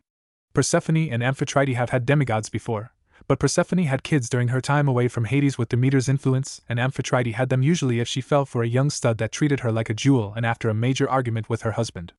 Hera was a shock, as the goddesses was not one for affairs. That was the old spark that had a sexual inferiority complex that made him pop kids left and right. But never in most deranged state did the god of wine believe that they would have a son together. Not by choice, if the claiming was as chaotic as what it was. He took a sip of alcohol-laced nectar. Not as good as wine or beer, it was a god's poor man substitute. I have never seen anything like that. With the deadline hours to minutes away, I can't think while he's like that. I could do that. Mr. D got up and walked around until he was standing in the doorway right behind Chiron. Using his powers, he willed the room to become soundproof and covered the room the boy was in with a soundproof cocoon. Clearing his throat, Mr. D took a deep breath. Chiron, what is the meaning of this? Why has this child been claimed by my wife? Mr. D roared in Zeus's voice. It was something that he, Apollo, Ares, and Hermes had mastered, the art of voice mimicry. It was a great trick for parties after all. Chiron screamed loud enough to wake the dead and flew straight up through the ceiling into the second story. He came back down with a crash. He quickly got up and turned to see Dionysus rolling on the floor, laughing at the centaur's expense. Eyebrow twitching, the centaur coughed to get the god's attention. Do you mind? We are at a break of a war between the gods and you are playing party tricks, he roared. It's all a bit of fun, Chiron. Mr. D took a sip of his drink. And it got you out of that funk you were in. There's nothing to worry about. Nothing to worry about, Chiron roared into the god's face. They took a step back as Chiron's anger and fear started to seep into every corner of the room. See here, nephew, while you are a true immortal and have to follow the rules, I have a responsibility to these children. I watch every one of the campers come here over the years, see them grow up and die by a monster or, if they are lucky, old age. I have seen too many die, and that boy is innocent. Innocent? Chiron, that boy is anything but that. He is different than any other half-blood I have ever seen. I'm not sure if he is even a true half-blood. The only reason I can tell he is a half-blood is because I can tell that half his blood and flesh is human. Even if it feels off and seeming like it has been charged by something. The two immortals' eyes stared into each other, one with anger and worry, the other out of boredom. A flash of light stopped the stare down. Yo, Chiron, bro, Pops wants to see the newly claimed demigod. "'Kay if I take him?" a tired Hermes stated as he typed on his iPad. Chiron opened his mouth to object, but Dionysus opened his mouth first. Go right ahead. Hermes nodded and flashed out. After a few seconds, a loud scream, that was identifiable as Naruto's, filled the night air from the home of the gods. Percy Jackson was wondering when did his life become something out of a video game. It all started when he was on a field trip. Mrs. Dodds had taken him aside after Nancy had gotten soaked. Mrs. Dodds was his pre-algebra teacher until she became a fury, which Percy killed with a click pen turned bronze sword that his Latin teacher tossed at him. By luck, he was able to kill the monster, only to have the whole school forget about Mrs. Dodds and a new teacher take her place. After months of wondering if he was insane, Percy was able to get Grover to squeal just a bit. After telling his friend about the three old ladies at the fruit stand cutting the tread, Grover freaked Percy out by talking about the 6th grade and how they never seemed to survive after that. So Percy ditched him and went home. His younger adopted brother was ecstatic to see him, which lifted Percy's spirits after the scare Grover gave him.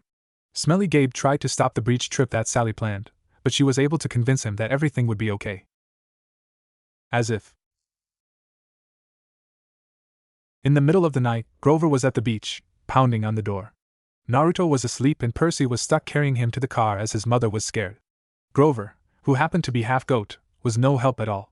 Then, of course, some egoistical airhead that spent too much time thinking about his two favorite tools than to think logically blamed him and or Naruto as thieves for stealing his boom stick. No, not that one, as Hera would have mixed feeling if that stick went bye-bye. Moving on. Soon after the quest began, the bus blew up, leaving the group on foot. And thanks to his stomach and Annabeth's, instead of being feed, they almost became monster chow to Medusa. They were able to get tickets for turning a dog and that had a pink bow, only to hear the lady calling for it to come back as it ran away as soon as they were out of sight but not up of earshot. Annabeth was excited to see the arch, spewing out every fact and detail that she had in her memory to Percy and Grover as they rode up the elevator to the top. Of course, Percy had to trapped on the top floor with the mother of all monsters, the terrible Ant-Eater Echidna. Let it be known that she hates the land down under for naming that ant-eater after her. Even if it had Western ideals, it was too far away for her to have her revenge, Percy hoped. In another life, Percy would have had been overwhelmed by her son, the Chimera, attacks. He would have had been forced to choose to jump and possibly be killed by the height, or be roost. But this was not that life. In this one, Percy, while not the brightest tool in the shed, was forced to think on his feet because of his brother. And that meant thinking ahead and being prepared for nearly anything. The two monsters were lacking of information. After all, he was a fresh demigod that was barely trained that did poorly in school. They thought nothing of the spheres that he rolled around on the floor. Until he asked them if they knew what happens when sodium and potassium got wet.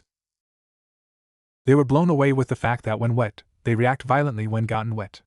Mixed with celestial bronze dust that he collected from forges at camp, Percy was able to mix the bronze, sodium and potassium dust together in a manner that if it got wet at all, the resulting explosion would injure, blind, and cripple monsters' senses momentarily. The chances of killing a monster was low, but Percy was hoping to change that with a later batch. Percy was able to thrust his sword through the head of the chimera, thus killing it while it was stunned. He was forced to flee by jumping out the hole in the wall to escape its mother's rage for him killing her son and burning of a side of her face. When Percy told Grover and Annabeth what happened, the daughter of Athena spent the next several minutes muttering to herself things like, "I thought he an idiot." Things like that as she slammed her head multiple times against the window. Grover was happy that Percy survived. The spoil for killing the monster Percy lost, which was upsetting, but at least he got a location of where to go when they got to California. Then they had to work for Ares to get his shield back. It took all of Percy's willpower not to shove his balls of bronze, sodium and potassium down the god's throat after the god of war complimented his brother while at the same time insulting him. It was worth blowing up the Cupid statues that were recording them after they survived the trap. After being in the hotel of the Locust Eaters and seeing Annabeth and Grover grow a bit, the trio went to the underworld, where Grover was nearly killed by the shoes that Luke gave to Percy whom he himself gave to Grover. Now here he was with Annabeth and Grover, about to meet the Lord of the Underworld, Hades. "Ready?"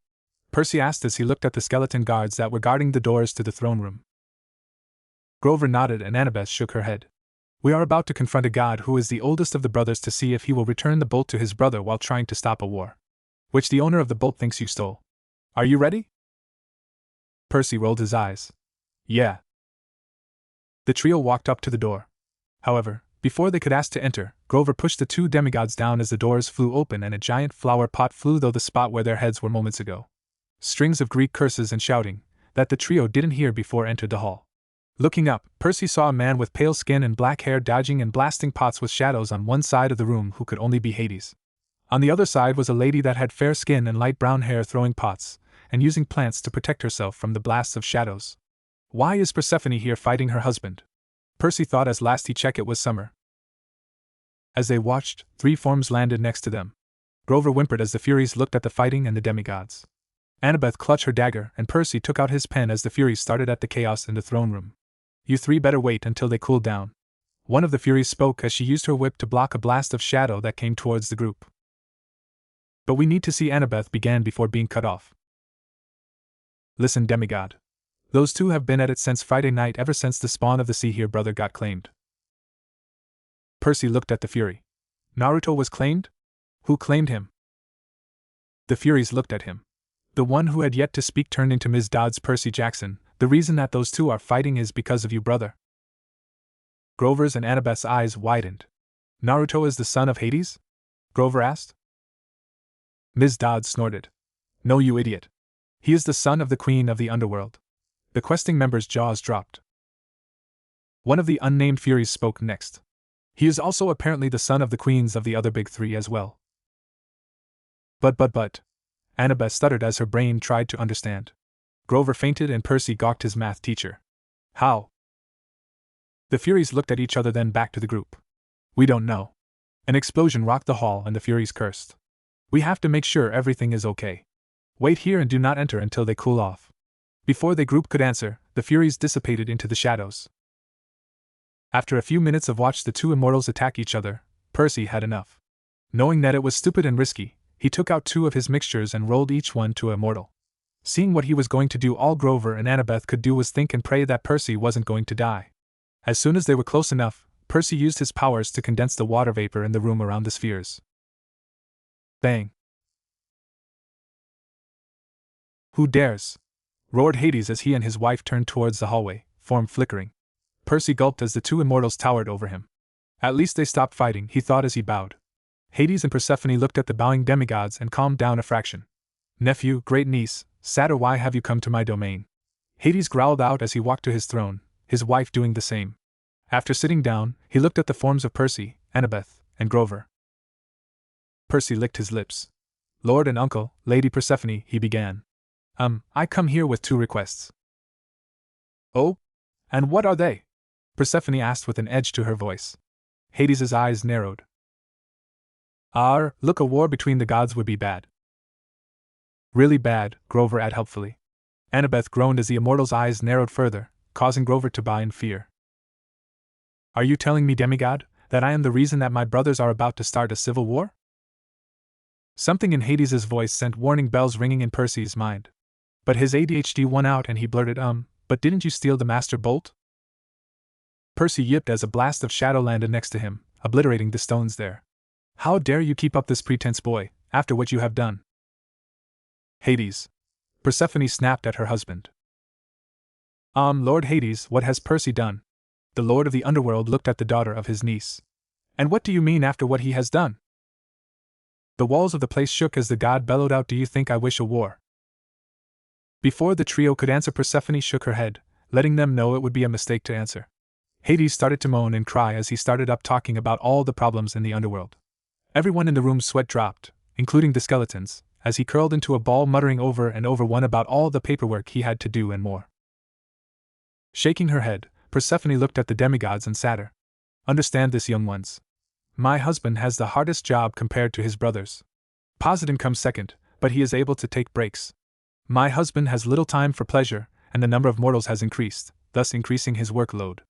A war would only drive him more insane than anything else. But didn't he steal the Master Bolt? She frowned and Hades looked at his nephew. Open your backpack. Percy did so and drew out a 2-foot-long metal cylinder that crackled with power. Percy. I don't understand. Percy spoke with shock, his mind racing. The bag is the bolt's sheath, boy. No matter where my father's bolt lie, it will always return to the sheath after some time. The queen of the underworld hissed softly with anger. The only reason that my husband has not called his armies to kill you is because of me. Now, how did you come by the bolt sheath? The Furies did not see it on your persons when they were on the bus. So how? It was a gift, Percy began before it hit. He growled with anger. Ares. Ares? What about him? Inquired Hades, eyes narrowed and leaning forward. Percy's fingernails dug into his skin as he recalled details from when he had met the god of war. Ares said that he told Poseidon that it was you who stole the bolt. And he has been the only god in the West that we have met other than you two. And he was the one to arrange the rid to LA and gave us the supplies and the backpack. The two immortals looked at each other. After a few tense seconds, Hades looked at Percy hard. I have a request, boy. I will allow to leave he under your own power and confront Ares. However, I want you to find my helm as well. Do so and your mother will be returned to you. Lord Hades, your helm is missing as well? Annabeth asked. Yes. Now, I believe that Percy had pearls that will allow you 3 to leave. I will be waiting for you to finish the job. And Percus Hades looked hard at him. Make Ares suffer if he is the one who has my bolt. With pleasure. As soon as they were gone, the two immortals looked at each other and started to fight again over the subject that they were in the middle of fighting before. Over Persephone's son, Naruto. Time skip. Percy handed the helm to Ms. Dodds and walked towards his friends. A flash of light appeared and an immortal that he didn't know appeared. Mom! Annabeth exclaimed as the goddess stood before them. Annabeth, Grover, Percus. Athena looked at each, carefully moving from one to the next. When she looked at Percy, he gulped. You did well, Percy Jackson. Atlas, you could have done better, but because you are new to this life, I will not hold it against you. Now follow me, you 3. The summer solstice is nearly upon us, and time is of the most importance. Where are we going? Grover asked. Athena waved her hand and a black military car appeared with the symbol of an owl on the front. I am taking you and my daughter to camp and Percy to Olympus. Looking at Percy, she smiled at his unease. I will not kill or harm you, son of Poseidon. You have my word as a goddess. Couldn't I take a plane? Athena snorted after hearing his question. My father will shoot you down even if it meant losing his weapon. Your brother has irked Zeus, and in the mood his is in, he will kill you. So it is true that Naruto is the son of all 3 of the queen goddesses? Athena looked at her daughter. Yes, but that is not what has angered my father. Percy was afraid to ask. What did Naruto do? Athena blushed as she thought about what happened. Hermes was tasked to bring him before the council for questioning. He was tired and was not paying attention to where your brother was. Because of the lack of attention, Naruto was brought before Zeus when Naruto was going to the restroom. Grover fainted and the two demigods' jaws dropped. Naruto peed on the king of the gods. They yelled together, wondering how he was still alive. Athena's blush darkened as the image of Naruto's tool came into her mind. I wonder how big it is going to be. No. Bad Athena, but it's going to be big when he grows up. The sky rumbled, thus shaking Athena from her thoughts. She wiped a trail of ichor that was leaking from her nose. Opening the door she waved the satyr and demigods in. I'll think of it later. Percy clung onto his seat in fear as the sky rumbled around the group as Athena drove through the gray clouds. Annabeth was next to him opposite of Grover, looking around the vehicle with a mixture of awe and fear. All because she was inside her mother's chariot, looking at all the designs within the vehicle and the papers that were stacked in the back. Her fear was about Percy. He was the son of her mother's rival, and being in here was risky. Her mother won't outright kill Percy, not until she had reason to, so she had nothing to fear, she hoped. Athena looked at the two demigods and the satyr via her rear-view mirror. Annabeth, she started. Yes? Athena's gray orb stared into her daughter's own. After a few moments, she cracked a soft smile. You did well on your first quest. You did well also, Grover Underwood. Annabeth beamed and Grover stammered out a thank you, Lady Athena. Percy Jackson. Percy stiffened as he felt the goddesses of war and wisdom eyes land on him. Oh, don't be like that. You did well, but you as well as my daughter could have done better. However, as this was the first time for her to leave the camp and you have only been a part of our world for not that long, you did well. I expect you to do better, so make sure you both study well. Yes, Athena/Mother. By the way, do you still have one of those orbs you used against the Anteater and her son? I am interested on how you made them and your use of your powers combined with them to defeat a much stronger foe. I thought you were going to be an idiot, but after what I saw I took it back. Percy rubbed the back of his head and chuckled. Well, my brother and I do pranks against each other and others. So I think after all the times we done pranking I've learned that it is best to have a trump card, or at least a backup plan in case something goes wrong. I took an interest in chemistry around a year ago, and even thought it's hard. It's one of my best subjects. The only reason that I was let into Yancy Academy was because of my high grades in that subject. Athena was silent as she listened to the son of Poseidon run on about the things he and his brother did to his stepfather. She had a folder on that piece of work. Sally Jackson must love her biological son very much if she was with that man. No, a walrus perhaps? No, that was cruel to the Odobenus Rosmerus. Maybe a hut. Yes, a hut was a better example of Gabe. Clearing her throat, she raised an eyebrow at Percy. Percy, sensing that perhaps he should take out one of the orbs, as Grover and Annabeth were both mouthing at him to do so, took out his last one and handed it to the waiting goddess's hand. Athena looked at it closely. Interesting. I, like many of the gods, were listening to you as you faced off your foes in the arch. Is that gunpowder I detect? Yes. I added it to this one just after the events of the water park Ares sent us to. I have yet to test it out compared to the other ones I made. Annabeth elbowed Percy as one of Athene's eyebrows started to twitch. Please continue. I shall. Percus, what you have done has piqued my interest and few of the Barnacle-Beard's children have ever done so. Because of this I want to grant you a minor blessing. Grover gave a loud bow in surprise. Annabeth and Percy gawked at the goddess. Oh, don't give me those looks. Myself and my uncle do grant blessing to each other's children. The last time I granted a blessing was to one of his daughters in the 1700s. He gave my son and a son of Hermes his blessing when they went to the bottom of the Mariana Trench. Thank you, Lady Athena, Percy said. Athena waved her hand and Percy felt slightly different. Not much different, but different. What was your blessing anyway? Athena smirked in the rear-view mirror. Naruto and Percy stood in front of the doors to the entrance to the chamber of the Council of the Gods. At least Percy hoped it was. Athena had dropped Annabeth and Grover at camp and picked up Naruto and his stuffed fox. So this is MT Olympus. Too much white and gold. Like someone is trying to hide all the loving that has happened over the years. Kyubi stated aloud as it followed Naruto. Then again, if I was the king of the gods I would want to try to hide as much of my love-making as I could. So Naruto, heard you were claimed, Percy said awkwardly as he tried to reveal some of the tension in the air. Naruto shrugged. Yeah. Anything interesting happened when I was gone? I was the winner of Capture the Flag because I captured the flag. That's how I was claimed. Naruto looked at his brother. I wish you were there, Percy, to see me do so. Percy reached out and tousled Naruto's hair. Oh, come on, bro. You know I would have been there if not for the missing bolt. Yeah, after a few moments both brothers and QB entered. The first thing that came to the boys' minds was that everything was huge. While Naruto was here before, he was flashed out seconds after he was brought in to see the council. It wasn't a very good impression for both Naruto and the gods. Percy hoped that this time it would be different. Heck, he was saying a prayer to the goddess of luck so that Zeus wouldn't try to blast them. Looking around with his eyes, Percy noted that all the members of the council were here, including Hades. There was a woman that Percy assumed was Amphitrite, as she was sitting in a guest throne next to who he believed to be Poseidon. The air was heavy as the brothers walked. The eyes of all the immortals was on them, judging them as they got closer to Zeus and Percy's father. As Percy passed my Poseidon, he bowed. After a few seconds he started to walk again, then dropped to one knee in front of the king of the gods. The tension was so thick in the air that Percy would have sworn that he could feel it as a physical sensation. "Pervy King!" Naruto yelled at the king of the gods. Snickers were quickly silenced as soon as Zeus glared left and right.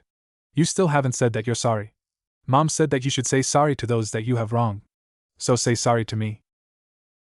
"Why should I say sorry, brat? You went and peed on me!" Zeus thundered and glared at Naruto. Naruto glared and shouted right back. "You are the one that had your son grab me when I was about to use the toilet. That is why he is getting punished, you immature brat." "Immature? You're older than me by several thousand years. I reserve the right to act my age, what about you?" Naruto yelled as he shook his finger at the god. "Burn!" A blonde-haired man stage whispered, but the words still were loud enough to reach everyone's ears. QB snickered at Zeus' infuriated face as the god tried to come up with a comeback. "Good one, Kit." "Thanks, QB," Naruto said to his friend before looking back at Zeus. "And also, if I'm the immature one, what does that make you, you big perverty jerk?" Percy, acting quickly before Naruto could really get the Thunder God upset, grabbed him by his collar and pulled him back. "Are you trying to get us both killed?" Percy hissed at his brother. Before Naruto could answer, Poseidon cleared his throat. "Perhaps, Percy, it would be best if you return my brother's bolt." Knowing that it was probably the best course of action, Percy laid the bolt and its sheath on the floor in front of Zeus's feet. The bolt leapt from the bag into Zeus's hands. The king let out a sign as he held onto his weapon, before looking at Percy. "You have my thanks, demigod, for returning my bolt." Percy bowed and forced Naruto to bow as well. "I thank you, my lord." A blast of lightning went from the bolt and struck Ares, sending him flying.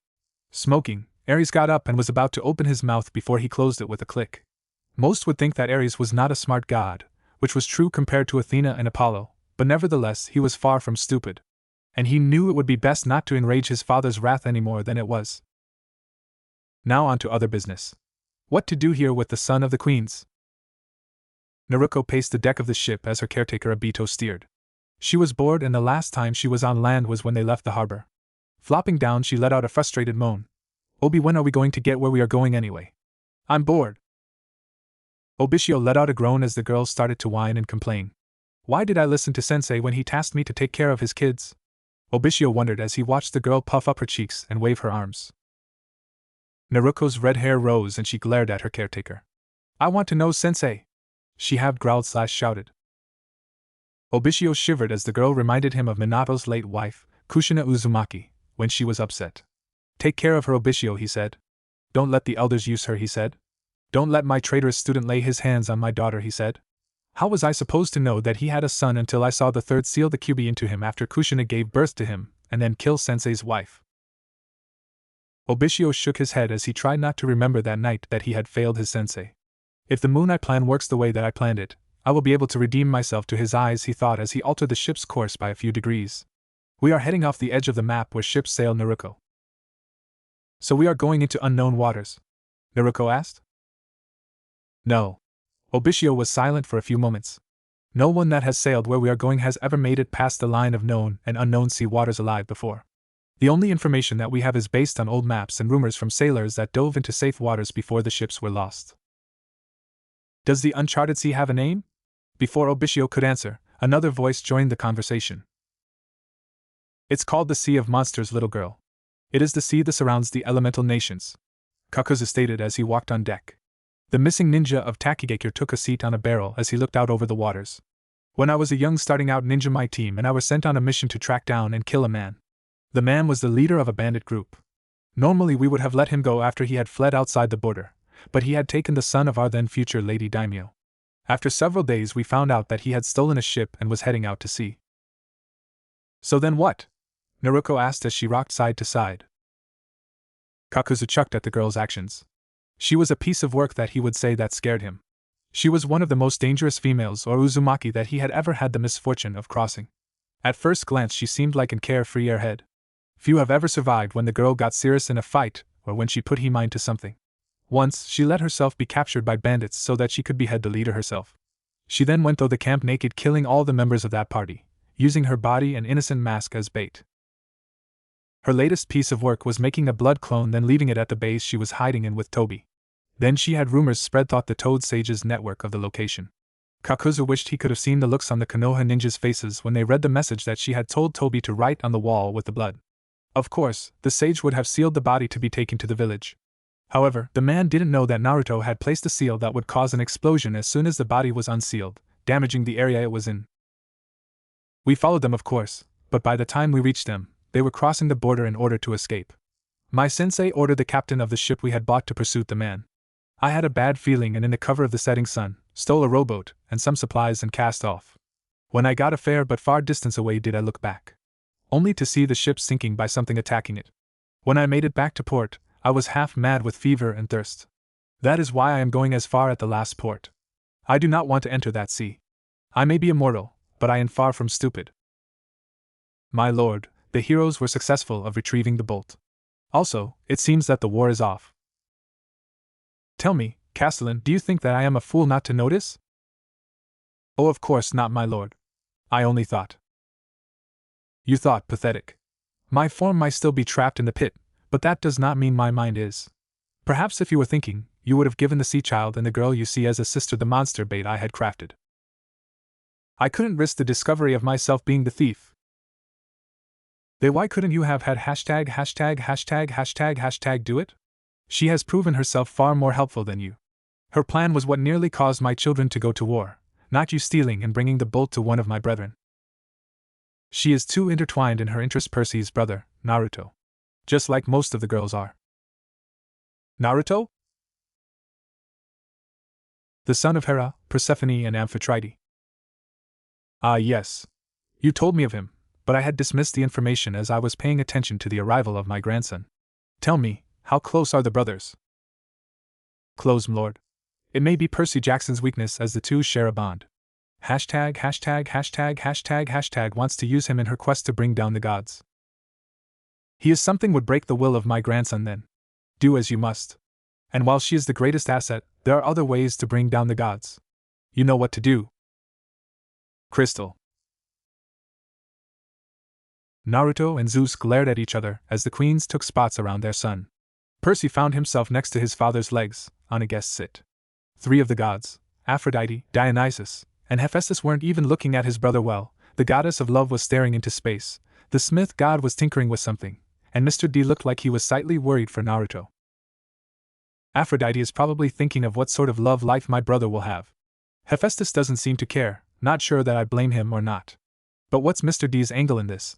He keeps calling all of us demigodses by wrong names and I can't think of any reason for him to have an interest that is in Naruto's favor. Considering that Naruto took all of his and Chiron's betting money, several gems, 2 packs of sodas, and the trainer's record albums. Percy was slightly scared for his brother. If it came down to it, Percy knew that he would somehow steal his brother's soul from his uncle, or trade his own for his brother's. Artemis looked at her father with worry. After spending that day with Naruto, she had thought of the boy as a hunter's puppy that wanted to play and impress its mistress, or a little brother. Better than her twin, who was a major idiot for a god of intellect and pervert. Artemis idly wondered if she could trade brothers with Percy, but knew that she was stuck with Apollo, who, even thought was a pain, was still family and someone that she could count on when she needed it. Looking to her brother, Artemis was going to ask him if he would like to do a hunt together, just the two of them, before seeing what was playing on this device. Apollo, who had taken out the headphones, looked at Naruto with interest before he felt as if he was going to be replaced, after which he felt a bit of happiness then danger. Gulping, he looked over his shoulder to see his sister glaring at him. Sweating quickly, the male twin archer immortal went back to observing the boy. For some reason, the boy felt off. Not from the number of goddesses being his immoral mother, but something else. Interesting, Apollo thought as he watched the boy look in defiance at Zeus. Hades wasn't sure what to think of Naruto. Sure, he was of his wife's blood, but at the same time, she insisted that she hadn't had any romances after the oath was given. She had at that time swore that as long as Hades was true to the oath, she would be true to it as long as he was. That was until several years ago, when she had returned from a trip to the Sea of Monsters. She had brought back several seeds for her gardens, but also she was uneasy about something. Poseidon was like his brother, uneasy of what to do with Naruto. But he was unable to be mad at his wife, as that would make him a hypocrite. So he kept his mouth shut as he did not need to go to the couch tonight. He really wanted to get laid tonight by his wife, and if he messed up he silently vowed to make sure that the boy lived for now. Ares was annoyed at Percy, but was looked at Naruto with interest. Percy, sensing this, stepped between the god's line of sight and Naruto. He still recalled what was said to him by the war god about his brother. Hermes glared at Naruto. Because of the stunt that happened last time in the council chamber, Hermes was forced to clean all the toilets for a week. Then there was the fact that Naruto had shown up his boys with pranks and messed with the camp's mail and making him follow insane instructions to find them again. How did he send mail to places around the world? He thought as he fumed. After a few seconds he grinned. Well, at least he has shown that he is a natural thief and prankster. Perhaps I could wiggle out how he did it. And how did he get me to send a stink bomb to my own office? Huh! What was that, QB? All the immortals stopped what they were doing and stared at Naruto as he started to talk to the stuffed nine-tailed fox. You want to do what? I said I wanted to nap a bit. The fire from the hearth feels so nice on my coat, and you will be fine dealing with the wuss with a size problem. But you are better at words than I am. ZZZZ. QB, wake up. The Olympians looked at the god of madness as Naruto started to yell at his stuffed toy. He shook his head, signaling that Naruto wasn't crazy, even thought the kid was having a one-sided conversation with the fox. A rather convincing one at that, Apollo thought, as did the rest of the gods. Apollo could have sworn on the sticks that the shadow of the stuffed toy was of a massive fox the size of the room, but after blinking, it vanished to the size of what it should be. Enough! Zeus roared at Naruto, tired of listening to the boy's voice. Hera, Persephone, and Amphitrite, explain yourselves. Especially you, Hera. How is this demigod your son of all your lineage? As one, as thought they had rehearsed, the queens spoke, we don't know. Hera looked at her husband straight in the eyes with anger. Unlike you, my dear husband, I have never laid with a mortal or immortal other than you. I only learned of Naruto here during one of my social meetings with some mortal women. How about you, Persephone? Or you, Amphitrite? Do either of you know how this demigod came to be? I became aware of him when my husband claimed Percus there. Poseidon rubbed his head sheepishly as his wife sent him a small glare. But I have no idea. Persephone, do you have any idea? The queen of the underworld was silent. I discovered Naruto here when he was a newborn near a village that was inflamed. Thanatos was summoned there by a mortal for some deed that he has not let past his lips. I was in the area in what the locals call the Forest of Death, when I felt as if something was different. Intrigued, I followed the feeling to a clearing where a baby laid, a man hovering over him with a knife held up to kill. Before I could interfere, an old man stopped him. After a few words, the men took the baby to the village. So I knocked them out and took Naruto. I then teleported Naruto to New York and went back to the clearing to look for any reason why I felt my power in the boy. Did you? Questioned Zeus. As the gods listened, Naruto had discovered Hestia and was munching on a cookie that she gave him. Percy deadpanned at his brother while wishing for a cookie himself. A blue chocolate chip one at that. His daughter shook her head. All I found were two bodies of a man and woman. Both mortals, but... What is it? Asked Athena. When I checked the woman's body, I felt traces of an immortal. So we have a mystery on our hands. Do you think that whoever the immortal was, he or she had a hand of Naruto's birth? Apollo asked the question that was on the minds of all present. The immortals were more worried than the two brothers. A demigod whose coming into being that was a result of interference meant someone was hoping to use the boy for something in the future. But for what? Seeing that this meeting only brought up more questions than answers, Zeus chose to dismiss the demigods. However, hey, perverted old guy. Why are you upset that I am the child of your wife anyway? Last I checked, you are the unfaithful one of the marriage, not her. I will enjoy making him suffer. Zeus thought as he glared at Naruto before flashing out. Several of the gods also flashed out, leaving only Poseidon in the room along with the queens. Percy and Naruto looked at the four immortals, who were no longer 10 feet tall but were still taller than the brothers. The Sea King cleared his throat. You did well, my son. Thank you, sir. Amphitrite looked over the son of her husband. I am still not sure what to think of you, Percus, as you are the product of my husband's lack of restraint. And no, you will not say your favorite saying in front of me right now. Poseidon deflated at that remark. But you are also the brother of my son, so I ask that you keep an eye on him. I will, Lady Amphitrite, Percy said with a bow. Hera was silent. She studied the brothers. Naruto was leaning on his brother, falling asleep. Perhaps having him won't be so bad, she thought as she looked at her and her fellow queen's son. It will give me a chance to understand why the rest of the council has demigods. Artemis might not have children of her own, but her hunters are like her daughters, so I say it counts. So Athena blessed you while Ares cursed you, huh? I wonder what she gave you. Poseidon said softly as looked at the duo. Percy rubbed his brother's back as Naruto slowly fell into the graces of Morphos's domain. Sensing that the boys were tired, he teleported them to camp. Percy sharpened his blade riptide as he thought about his summer at Camp Half-Blood. All in all, it had been the most memorable summer he had ever had. Looking over to the rock-climbing wall, he saw Naruto racing one of the strolls to the top. Sneaking to himself, he tested the blade's sharpness. Satisfied, he turned his blade back to its pen form and pocketed it. It's strange, when I first arrived, all I wanted was to get away from the seemingly lunatic people here. Percy chucked as Naruto made it to the top first, and dumped paint all over the son of Hermes. Now that I have to go along with the rest of the part-time campers, I feel as if I am leaving home again. Heading towards the training field to get some last-minute practice, Percy heard the sounds of someone training and went to investigate. Take that, Connor! Naruto crowed at the son of Hermes as he wiped the pain from his eyes. Smirking, Naruto raced to the side closest to the forest and jumped off. While he couldn't fly, Zeus was a jerk. Naruto found out he could glide through the air and land safely. He took it as a power he got from Hera, as she was the queen of the heavens. Even thought he couldn't fly, Naruto was happy to have what he got. Water balloon assaulting is so much fun when you are above your targets, he thought with a grin. Landing on a branch, he raced through the branches of the trees, using his arms and legs to move much like a primate. Kyubi was a great teacher to teach me tree racing.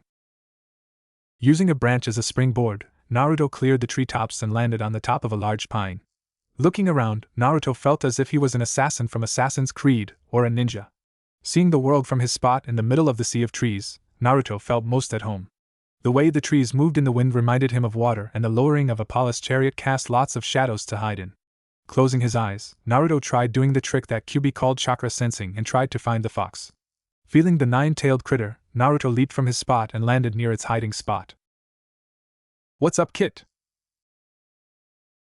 Just was enjoying the view before we have to go back home to Mom. Naruto took out a pair of ham sandwiches and gave one to Kyubi. Kyubi said thanks and started to eat the one it was given. I'll miss it here. School isn't as fun as it is here. The girls at the school are too formal at times and don't like to roughhouse as much as the girls here. They're just mortals, very weak ones at that, Kit. They also have to protect the reputation of the school too. Yeah, Mom said in her letters to me that I may be going to the same school as Big Bro this coming school year, as they had an opening.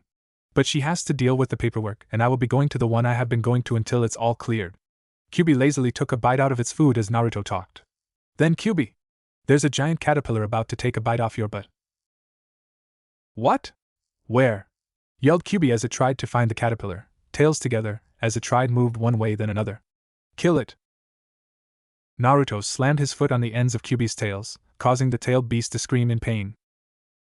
You know what, you don't appreciate it, a joke, Naruto stated as he raced away from Kyubi, who was enraged and wanting blood. Ducking behind a tree, Naruto watched as his mad friend raced into the distance. That was close. Seeing as he was near the creek, Naruto headed towards it to say hi to the nymph that lived there. As he walked, he noticed that something was off. Thinking it was his nerves, Naruto walked to the edge of the forest and came upon Luke and his brother. Raising his hand, Naruto stepped out and called out to the older boys. Percy's eyes widened as he recalled what the oracle told him.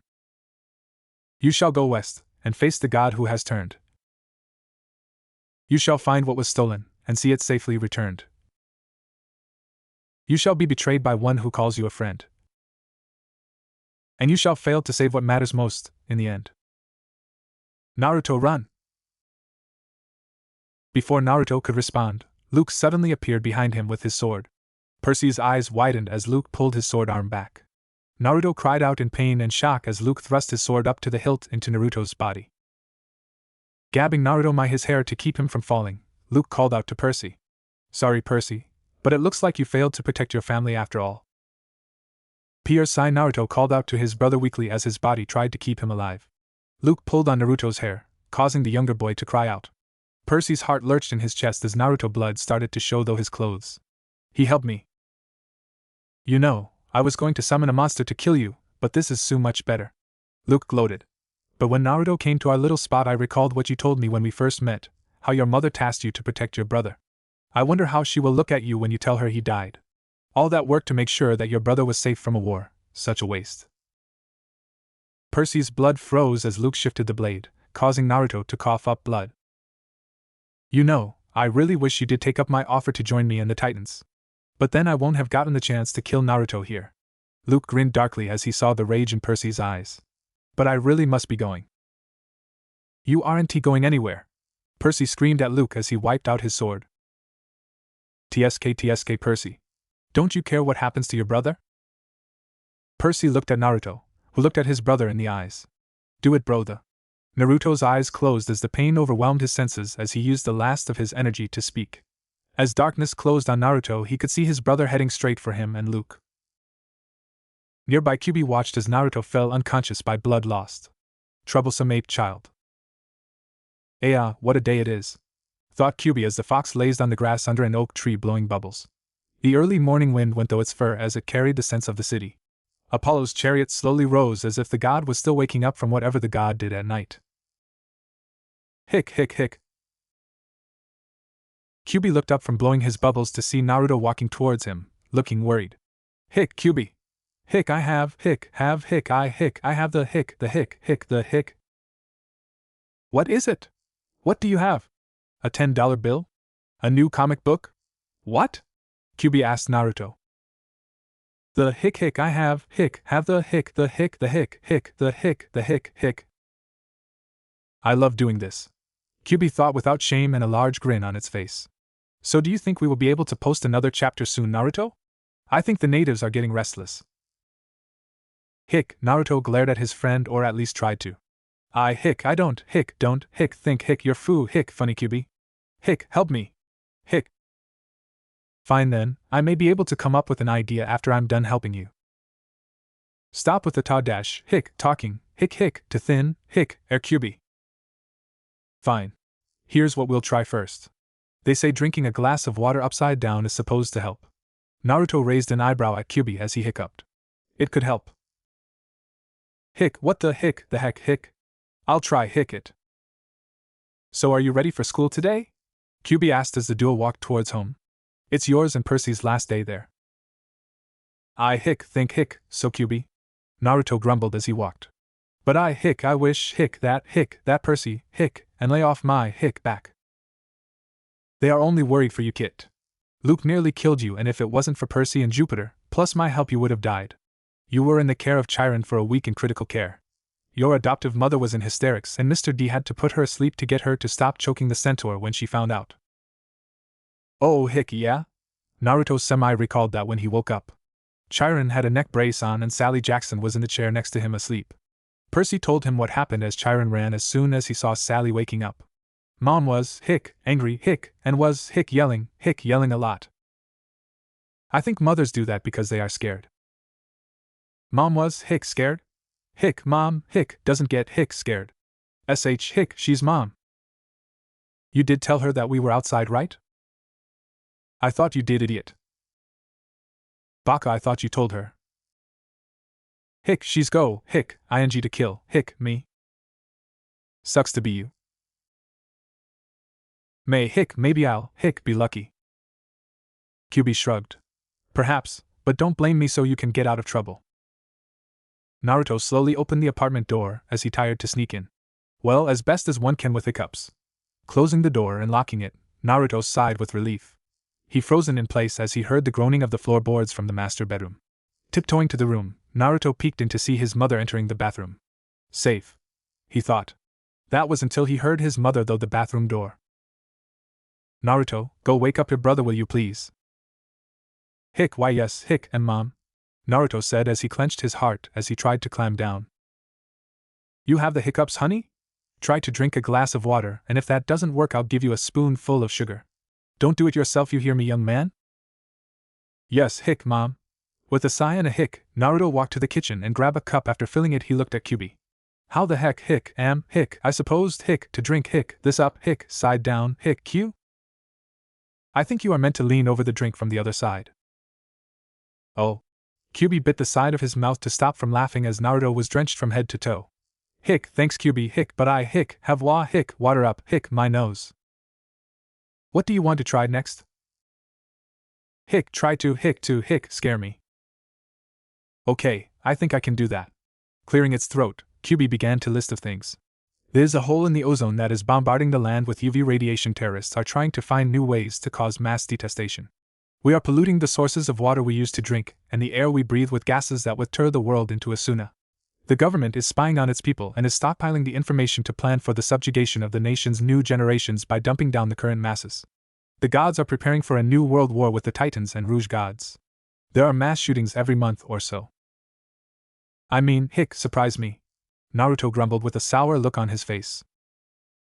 Those don't scare you? Wow, here I thought that you would be affected by what is be talked about on the media.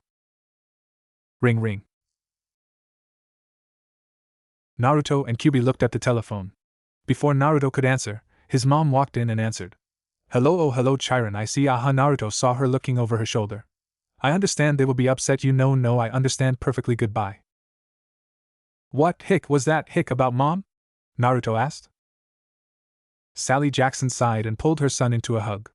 I'll tell you after Percy wakes up. Is that okay, honey?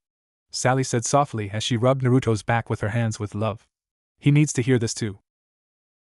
Hic, okay. Sally laughed and stood up. You still have the hiccups, huh, sunshine? Let's see if I can take care of that. Going to the kitchen to get what she needed to help Naruto and make breakfast, she noticed that Naruto had a worried expression on his face. Honey, is something wrong? Is that bully picking on you again? Hic, Mom!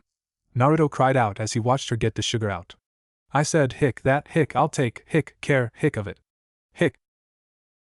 I see. Naruto scowled as his mother nodded her head. So that kid was picking on you and you're worried that he will do something today. I thought I told you to tell a teacher or do what that anti-bullying stuff. I hic, tried Mom. Hic, he hic, didn't hic, won't stop. He and hic, his group, hic, call me, hic, a wuss and hic, make fun, hic, of me cause I play with, hic, the girls. I see, but don't you like playing with the girls, honey? Sally tried to come up with the right words to tell her upset son. I know that some of them enjoy your company very much. Naruto's expression went to downcast. That's not, hic, the point. He spoke with clenched fingers. Sally signed. Kyubi did too, not that she noticed. I know, dear. Now open that mouth of yours so I can help you get rid of those hiccups. Naruto opened and let her place the spoonful of sugar in his mouth. There. Now run that cute face upstairs and wake up Percy. It's the last day of school. Naruto nodded and raced off, Kyubi right on his heels.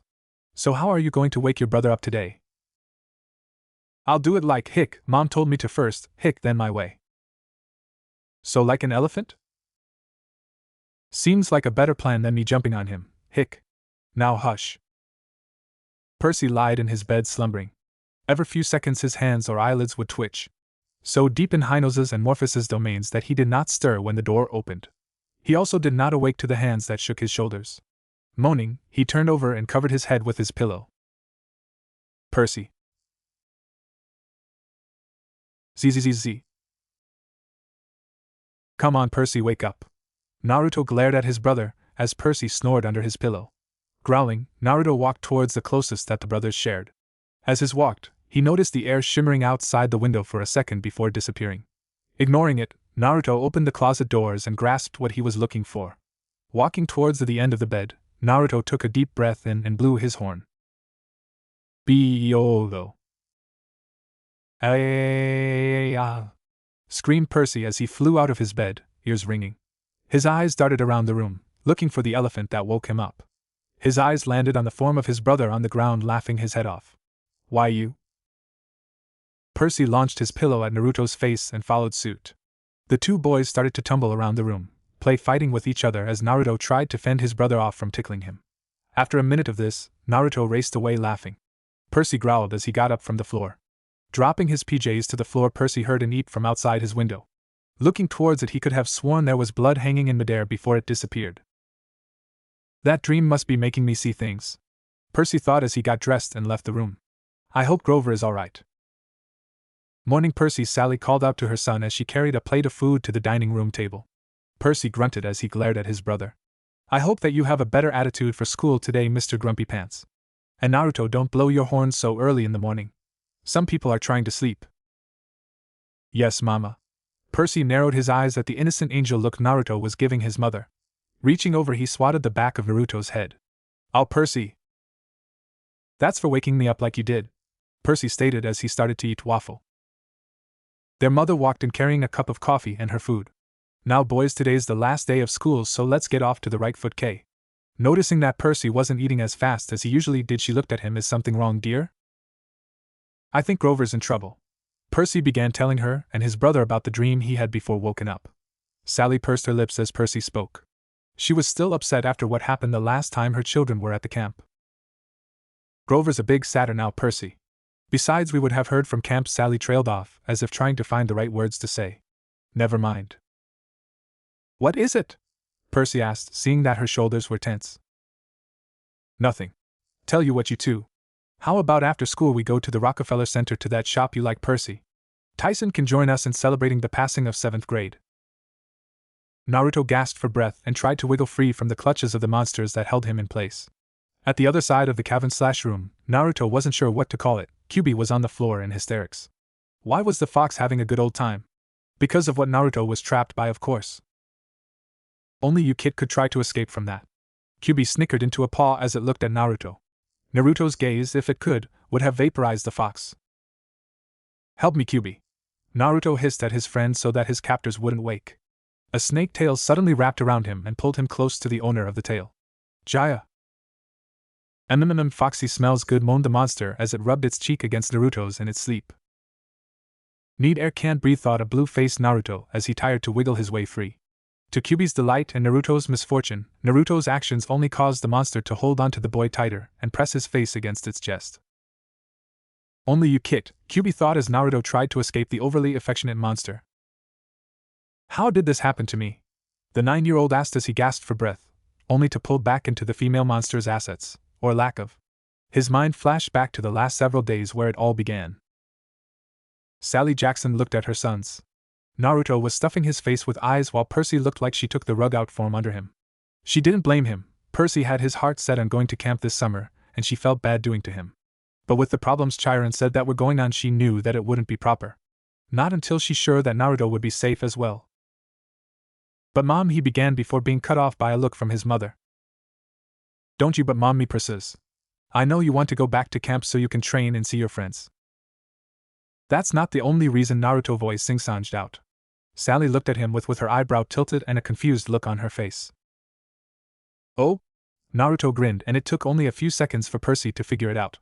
Why, my little cookie monster? 'Cause Percy gotta finish that and you're a dead man. Percy hissed into Naruto's ear with his hand covering his brother's mouth, his other hand in his pocket fingering Riptide. Naruto eyed his brother as he mentally went through his options and chances of survival. Percy's eyes narrowed as Naruto mouthed, "What's in it for me?" Percy has a what? Sally slowly raised her mug of coffee to her lips, enjoying her eldest squirm in his sit. She mentally noted to punish him for threatening his brother, perhaps by having him help her with her turn to host ladies' night. However, she knew that this was not the time or the place to push for information as her youngest looked like he needed help to escape from his brother. Nothing, Mom, Percy said hurriedly with a bush. Or not. This may be the better punishment, Sally Jackson thought as she stared at Percy. Oh, okay then. The reason that I want you both home today is that your uncle is coming over later tonight. He was going to be in the neighborhood and I thought it would be nice to see him again. Uncle Max? Percy rolled his eyes at Naruto's excitement and looked at his mother questioningly. A few years back when Naruto was 5 was his and Percy's first time meeting the brother of their mother. Sally rarely spoke of him and probably would have never if she had only Percy to take care of. But with 2 boys and a walrus that looked at her youngest son in a very questionable manner, Sally was forced to ask for his help. Uncle Max was an interesting person. He was Sally Jackson's elder brother by a few years and had a background that she refused to tell her children. He had a huge heart and spent most of his time traveling doing his work with the Red Cross. He was the one to introduce Percy to chemistry and helped him with his dyslexia so that Percy wouldn't go around working with dangerous chemicals not knowing which was which. Max made sure to test Percy every chance he got to make sure his nephew was handling them correctly. As for Naruto, Max brought cooties from around the world for him to try. The sugar rush that Naruto had gotten due to the cooties made him go on a pranking spree that lasted for a week. Needless to say, Sally was not pleased to find out that her brother was the cause for her and Gabe's headaches. Gabe was so traumatized by the event, he actually went to work and overtime for a total of 7 months. Yes, Uncle Max, Sally sighed. He is passing by and thought it would be nice to see the family again. Also, he is going to bring your cousin over so you two will be on your best behavior. Naruto hissed at the mention of his cousin. She was the bane of his existence and scared him. Percy looked like he swallowed a lemon and paled as he looked at his brother in pity. Looking at the time, he realized that he had to go to class. See ya, Mom. Sally smiled and gave her son a wave goodbye. Remember to come home after school. I know. Mom, Sally looked at Naruto's pleading blue eyes. Please say that you are kidding that she is coming over. Please, Mom. What's wrong with her, honey? She's an angel and such a proper young lady. I do believe that she will make a man real happy one day. Sally smiled as she thought of her niece. Patting Naruto's head and not seeing the expression on his face, she continued to talk. Besides, you two are cute together and Max said that she misses her cousin. Now head to your room and get your things together, young man. Naruto dashed as fast as he could to his room. Opening the door, he wasn't surprised to see Kyubi reading one of his comic books. Kyubi! We have a SOS. My cousin is coming over. What? Yelled the tailed beast as he nearly snapped his head from his spine to look at Naruto. The one that is a fury in mortal flesh. The same. Both of them shuddered in fear. What are we going to do? As soon as I get home, there will be a meeting for all the members of GROSS, Naruto declared as he got his books into his bag. Now help me get ready for school, you wimp. A wimp? Who here locked themselves inside the closet the last time she was here? You hid in the washer and dryer for most of the time she was here. Not my fault, it was bath day. Like you, I tried to stay on a steady schedule for them. Baths are evil and you know it. Kyubi rolled its eyes at Naruto.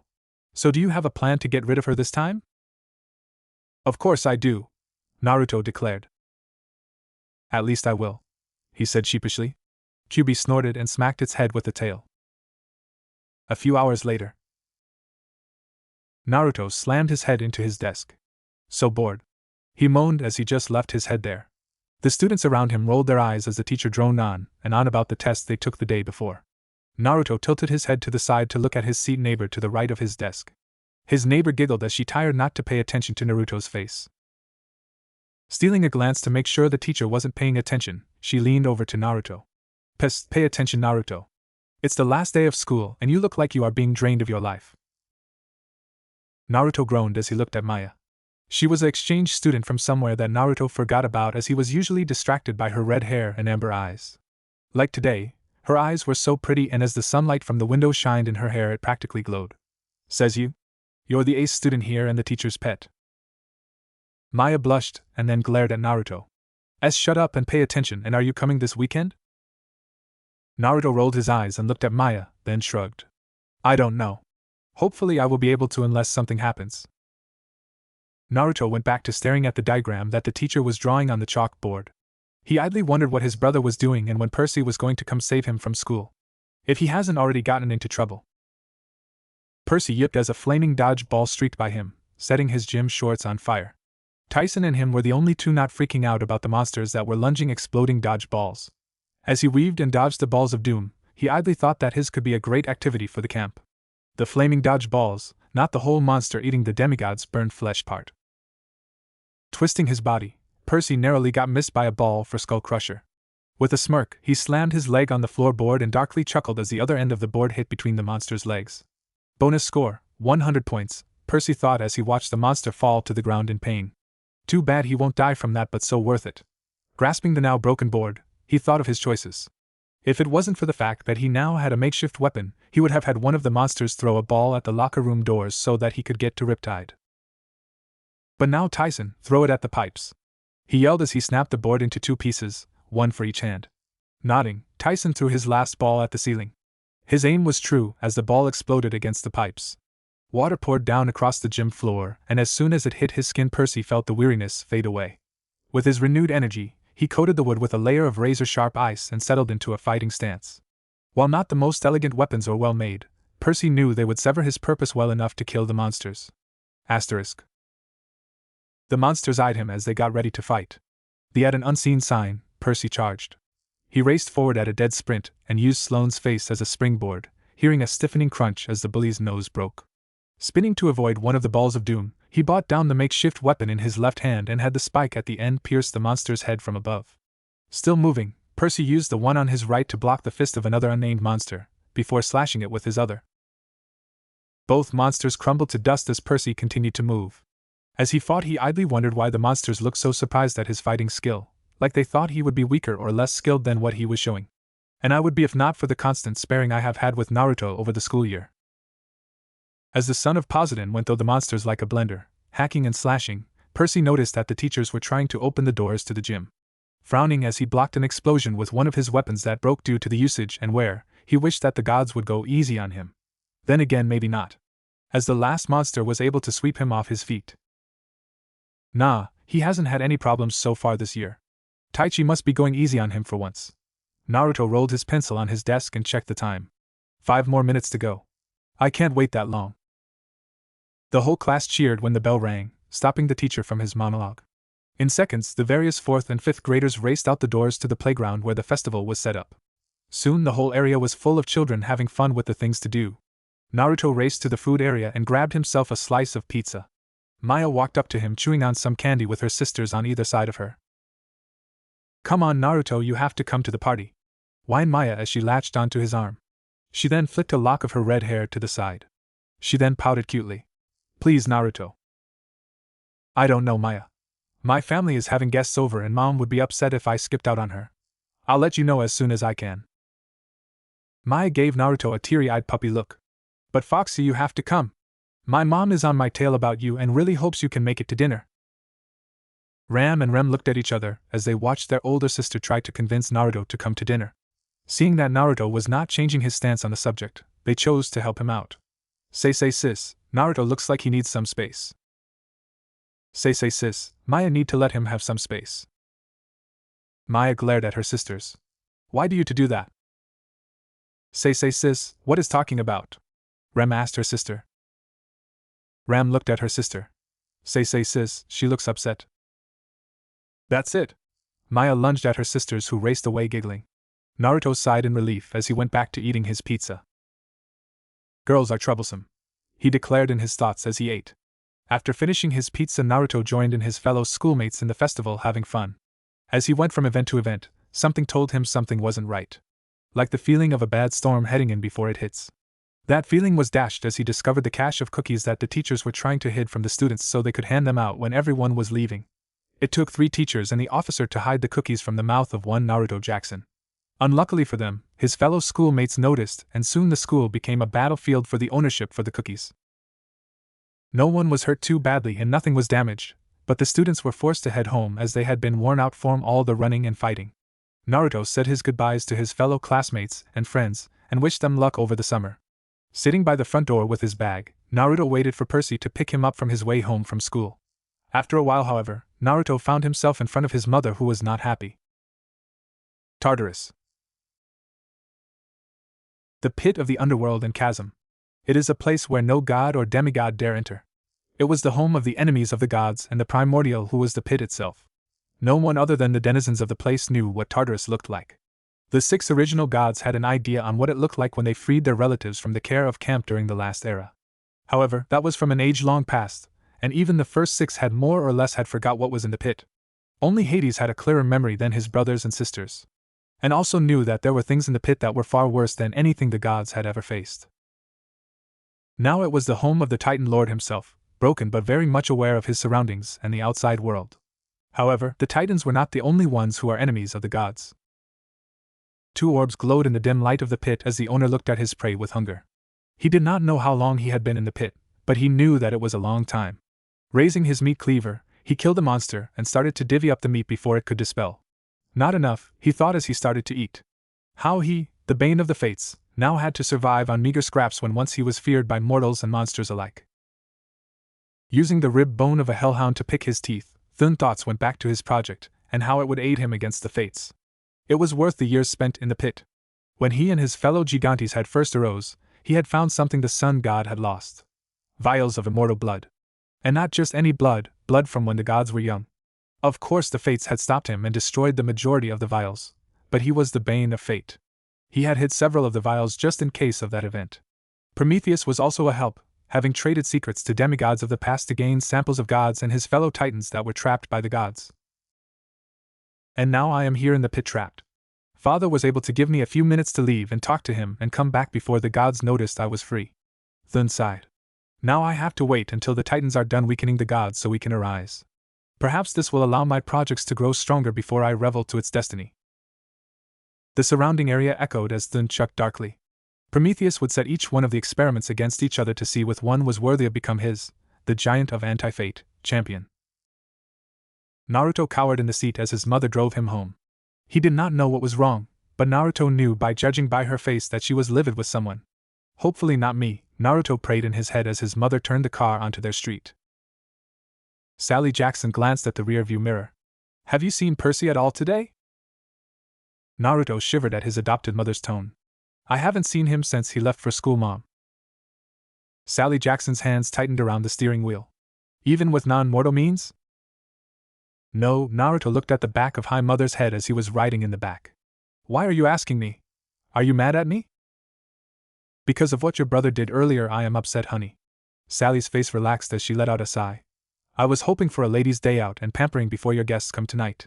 However, the police came and brought me into questioning about your brother being a terrorist. And let me tell you, I was hoping for that spa appointment today for the past year. She finished with a bitter tone. Naruto nodded as he got out of the car. When Sally was released by Hades, he had gifted her with an all-expensive paid spa, massage treatment, and makeover at New York's finest. When his mother found out, she went into hysterics over the news. After all, even if it was until a year, it was more than what she could ever afford, as the price would have been at least $1 million due to the line to get in. Now she would never get to have her special day. Percy suddenly felt as that he should avoid his mother and any female immortal for the next several weeks. He gulped as Annabeth slowly reached for a baseball bat with a glint in her eyes when he had told her that he had forgotten to bring his brother home from school. Was it his fault that she had asked what would happen if he didn't do so, and he answered? Traitors! He roared in his mind as the child of Athena's shadow seemed to fill the room and cover her features. The said traitors were Chiron and Tyson, who had fled as soon as he had finished explaining to his fellow demigod. Annabeth, can't we talk about this? Her face, if possible, darkened more. No. Percy's screams of pain filled the camp and the surrounding area as Annabeth delivered female justice to the son of Poseidon. Sally Jackson suddenly felt as if the universe has given her oldest a lesson. Can you race ahead and unlock the day, Naruto? I need to grab the groceries. Sure thing, Mom. Naruto raced away, but not before giving his mother a big hug. Sally laughed as her youngest tried to cheer her up and affectionately rubbed Naruto's untidily blonde hair. Love you, Mom, he stated as he let go. Love you too, honey. Sally cracked a smile as Naruto raced away. Now to get these inside, she thought as she glared at the groceries. Kyuubi's eyes snapped open as the familiar scent entered its nose. He's late today. Oh well, time for a quick stretch. Getting up slowly, the nine-tailed fox bent and twisted its form as it awoke from its nap. That's the spot, it said as one of its vertebrae snapped back into place. A good stretch is something that is great after a nice nap. Now to greet Naruto. The fox slowly and stealthily made its way towards the front door, tails slowly swishing back and forth. As he slowly went towards the hall, the fox heard a noise coming from the window. Now what? The Bija muttered as he started to change directions while sticking to the shadows. Kyuubi smirked as he saw Naruto entering the apartment via the fire escape. Naruto screamed as his friend came down on him, fangs and claws extended. Soon the duo were fighting and rolling around the apartment. This was the scene that Sally walked in on with the groceries. Rolling her eyes as Naruto fought with his toy, she went to put things away. Remember, Uncle Max and Sarah are going to be here in about an hour. So make sure you clean your room and the bathroom, Naruto. Naruto weakly groaned in reply as his friend sat on him, ending the fight. And make sure you take a bath. Ah, Mom. Don't me, young man. You're filthy and I want you to look presentable to your family. Now march! Naruto grumbled as Kyuubi got off him. Heading towards the hall, he glared as he passed his nine-tailed friend. This is your doing, jerk. My doing? Kyuubi snapped as he dusted himself off. I'm hungry. Your mother didn't feed me anything and… How can you even eat anyway? In fact, you're a mass of chakra. How in the wisdom of the gods can you eat anyway? Also, you told me that you are sealed inside me, yet here you are talking to me. Humph. I eat because I can. Ask the gods why they eat, for all I care. They're masses of energy too. Brat. Kyuubi flicked its tails and followed Naruto. I guess we are having the meeting in the bathroom while you take that bath? Naruto shivered in fear. Muttering too low for anyone to hear, he grabbed his things needed for his bath. As he did so, he remembered what he had to ask his mother about him going to see Maya and her sisters later this weekend. Putting the thought aside, he entered the bathroom. At least he tried. Kyuubi, open up. Naruto banged on the door. Not until you say the password, came the fox's muffled reply. Why, you know it's me, Naruto. How do I know for sure? It's me, you flea-infested rug. Now let me in. How rude. I may not let you in at all for that. Naruto looked at the door in expiration. Fine, I'm sorry for calling you a flea-infested rug. Now please let me in. Okay, I forgive you. Naruto signed with relief. Now what's the password? Naruto growled. Clearing his voice, he began. Foxes are mean. Foxes are fierce. Kyuubi has teeth and claws that pierce. Foxes are great. They can't be beat. If I was a fox, boy, that would be neat. Go on, what's the next verse? He is so dead when I get in there.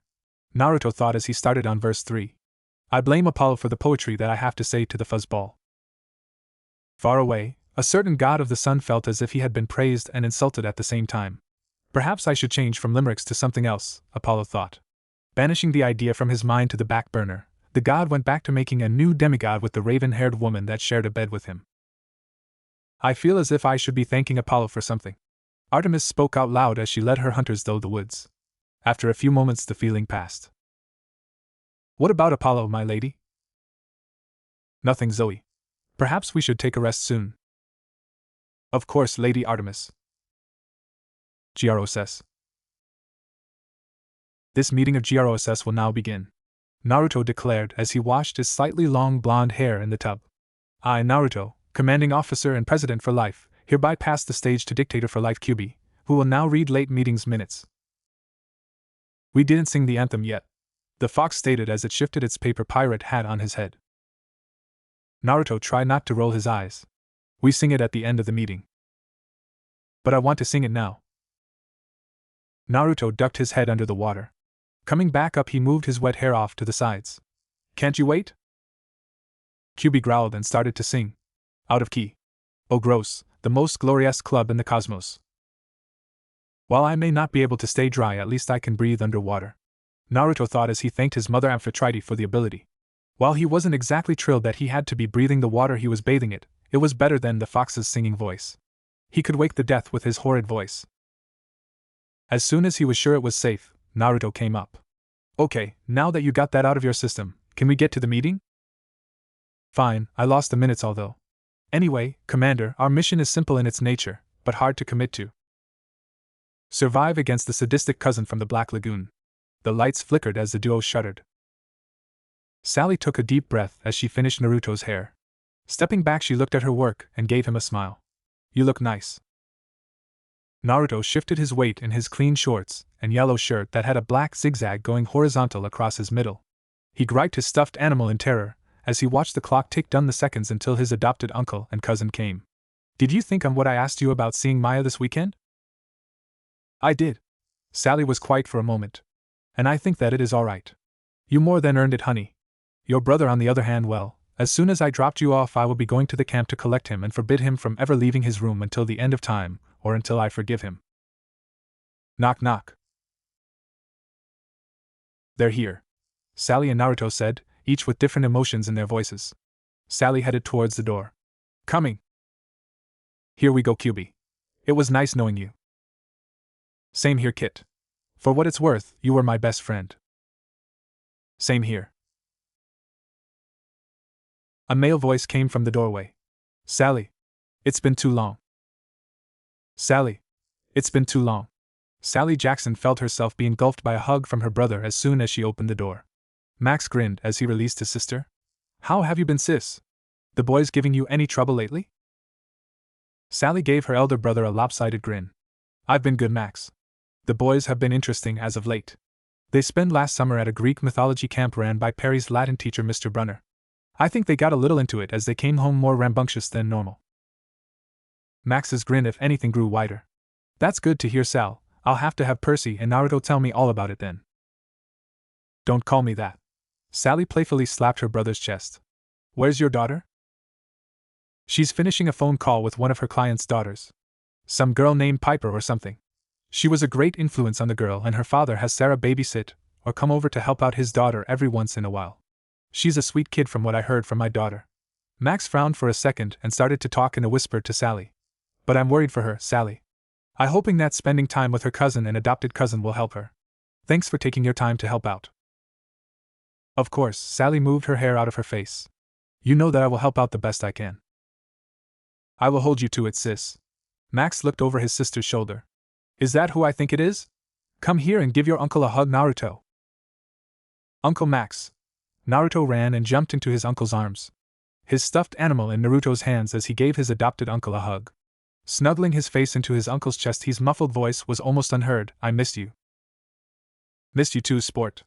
Hello to you too, Kyubi. Have you been terrorizing the pigeons again? Naruto looked at his uncle aghast.